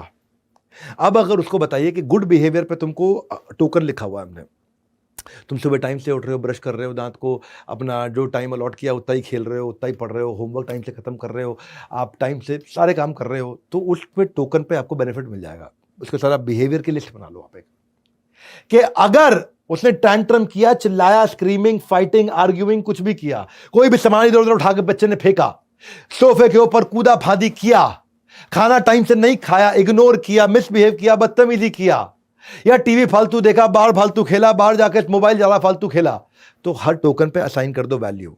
और कैसे कराओ उसको कि भाई अगर तुम सुबह टाइम से उठोगे तो 2 रुपए का टोकन तुम्हारे डब्बे में गया, ब्रश तो मैं टाइम से रात को सोने से पहले भी ब्रश किया, 2 रुपए का टोकन गया। पापा मम्मी की मदद करी, 5 रुपए का टोकन गया। होमवर्क टाइम से किया, 5 रुपए गया। थैंक यू बोला, 5 रुपए गया। आपने स्लीप ऑन टाइम किया, 2 रुपए गया। ईटिंग मील्स ऑन टाइम किया, 7 रुपए गया, 5 रुपए गया, डिपेंडिंग ऑन जो आप वो टोकन उसके डब्बे में डालते जाओ। ऐसे बजट मत बनाओ, उससे उसके बिहेवियर बदलेंगे। लेकिन अगर तुमने टैंट्रम किया, उसमें 2 रुपए निकल गया। तुमने अगर सामान फेंका, 5 रुपए निकल गया। तुम चिल्लाए, उसमें से 5 रुपए निकल गया। आर्ग्यू किया, 5 रुपए निकल गया। मिसबिहेव किया, 10 रुपए निकल गया। ओबे नहीं किया लोगों को, आपने किसी को गाली दिया, थूका, किसी पे हाथ उठाया, अपनी छोटी बहन को मारा, 10 रुपए निकल गया। उससे क्या होगा? वो अपने बजट को खुद ही बिल्ड करेगा, वो कमाएगा, अर्न करेगा, बिहेवियर में चेंज लेकर के आएगा। आपने अच्छे बिहेवियर को इंसेंटिवाइज कर दिया। जिस व्यवहार पे दोगे पुरस्कार, उसी को दोहराएगा बार बार। जिस व्यवहार पे छीनोगे पुरस्कार, उसको कभी भी नहीं दोहराएगा अगली बार। हाँ, an effort that is appreciated gets repeated. हाँ, ये एंटरप्रेन्योरशिप, ये बिजनेस, उसको बिहेवियर, अपने बिहेवियर को कंट्रोल करके पैसे को बिल्ड करना सीख जाएगा। अरे व्यवहार कंट्रोल करके पैसा कमा सकते हैं, और वही मैं सिखाता हूँ उसको। फिर बाद में आप जब ये कोर्स दिलाएंगे उनको बीबी जूनियर का, वहाँ पे हम उसको एंटरप्रेन्योरशिप सिखाएंगे, think like entrepreneur, finance management, business की वोकैबुलरी बचपन में सिखाना शुरू कर देंगे उसको बिजनेस आइडियाज बचपन में सिखाना शुरू कर देंगे, बजट करना सिखाएंगे उसको, रेवेन्यू, एक्सपेंस, कॉस्ट, प्रॉफिट का डिफरेंस सिखा देंगे बच्चे को। गेम चेंज हो जाएगा। K-12 हमने जो बिल्ड किया है, ये बच्चों का एक इकोसिस्टम तैयार कर दिया, एक लूप तैयार कर दिया, जहाँ से बच्चा curious, asking question, getting answer, game changer. आपके लिए इस समय हमने लॉन्च प्राइस लिया है। मैं जा रहा हूँ, ये वीडियो खत्म होने लगा है। मैंने 7 दिन के लिए आपको एक लॉन्च प्राइस दिया है इस समय 7,999। इसका बेनिफिट उठा लीजिए। थोड़ा सा प्राइस इसके बाद बढ़ जाएगा, फिर बाद में आपका पछताएंगे, बाद में उस प्राइस पे हम आपको नहीं दे पाएंगे। तो उसके लिए फ़ोन करिए, पता लगाइए। और देखो, मेरी आखिरी बात सुनो, stop trying to perfect your child, try to perfect your relationship with your child. बस ये है पेरेंटिंग। बच्चे को परफेक्ट मत करो, अपने रिश्ते को परफेक्ट करो उसके साथ में। बच्चे के साथ रिश्ता बन गया, सारी बात बन गई। हाँ, मैं ये 21 जो स्ट्रैटेजी दी है, इसके नीचे मेरे को कमेंट बॉक्स में बताइए कौन कौन सी स्ट्रैटेजी आपको पसंद आई, किसका फ़ायदा हुआ। और ये बता दीजिए आप कितने लोगों को वीडियो शेयर करने वाले हैं। फ्री में आपको ये कंटेंट दिया, बहुत पावरफुल 21 स्ट्रैटेजीज। कितने लोग आप ये वीडियो शेयर करने वाले, नीचे सारे कमेंट आकर के पढ़ूंगा मैं। शेयर करिए इस वीडियो को, सारे माता पिताओं तक पहुँचा दीजिए देश के, कि ये वीडियो से उनको फ़ायदा हो जाए। हमारे साथ जुड़े रहने के लिए, वर्ल्ड के नंबर 1 एंटरप्रेन्योर यूट्यूब चैनल पर आने के लिए, चैनल को सब्सक्राइब करने और करवाने के लिए, कमेंट बॉक्स में आकर के बताने के लिए कितने लोगों को शेयर किया और कौन कौन से आपको लर्निंग्स पसंद आई, किस स्ट्रैटेजीज में से। आप सबका हृदय की गहराई से, मुस्कुराहट के साथ, प्रेम पूर्वक, विनम्रता के साथ बहुत बहुत धन्यवाद।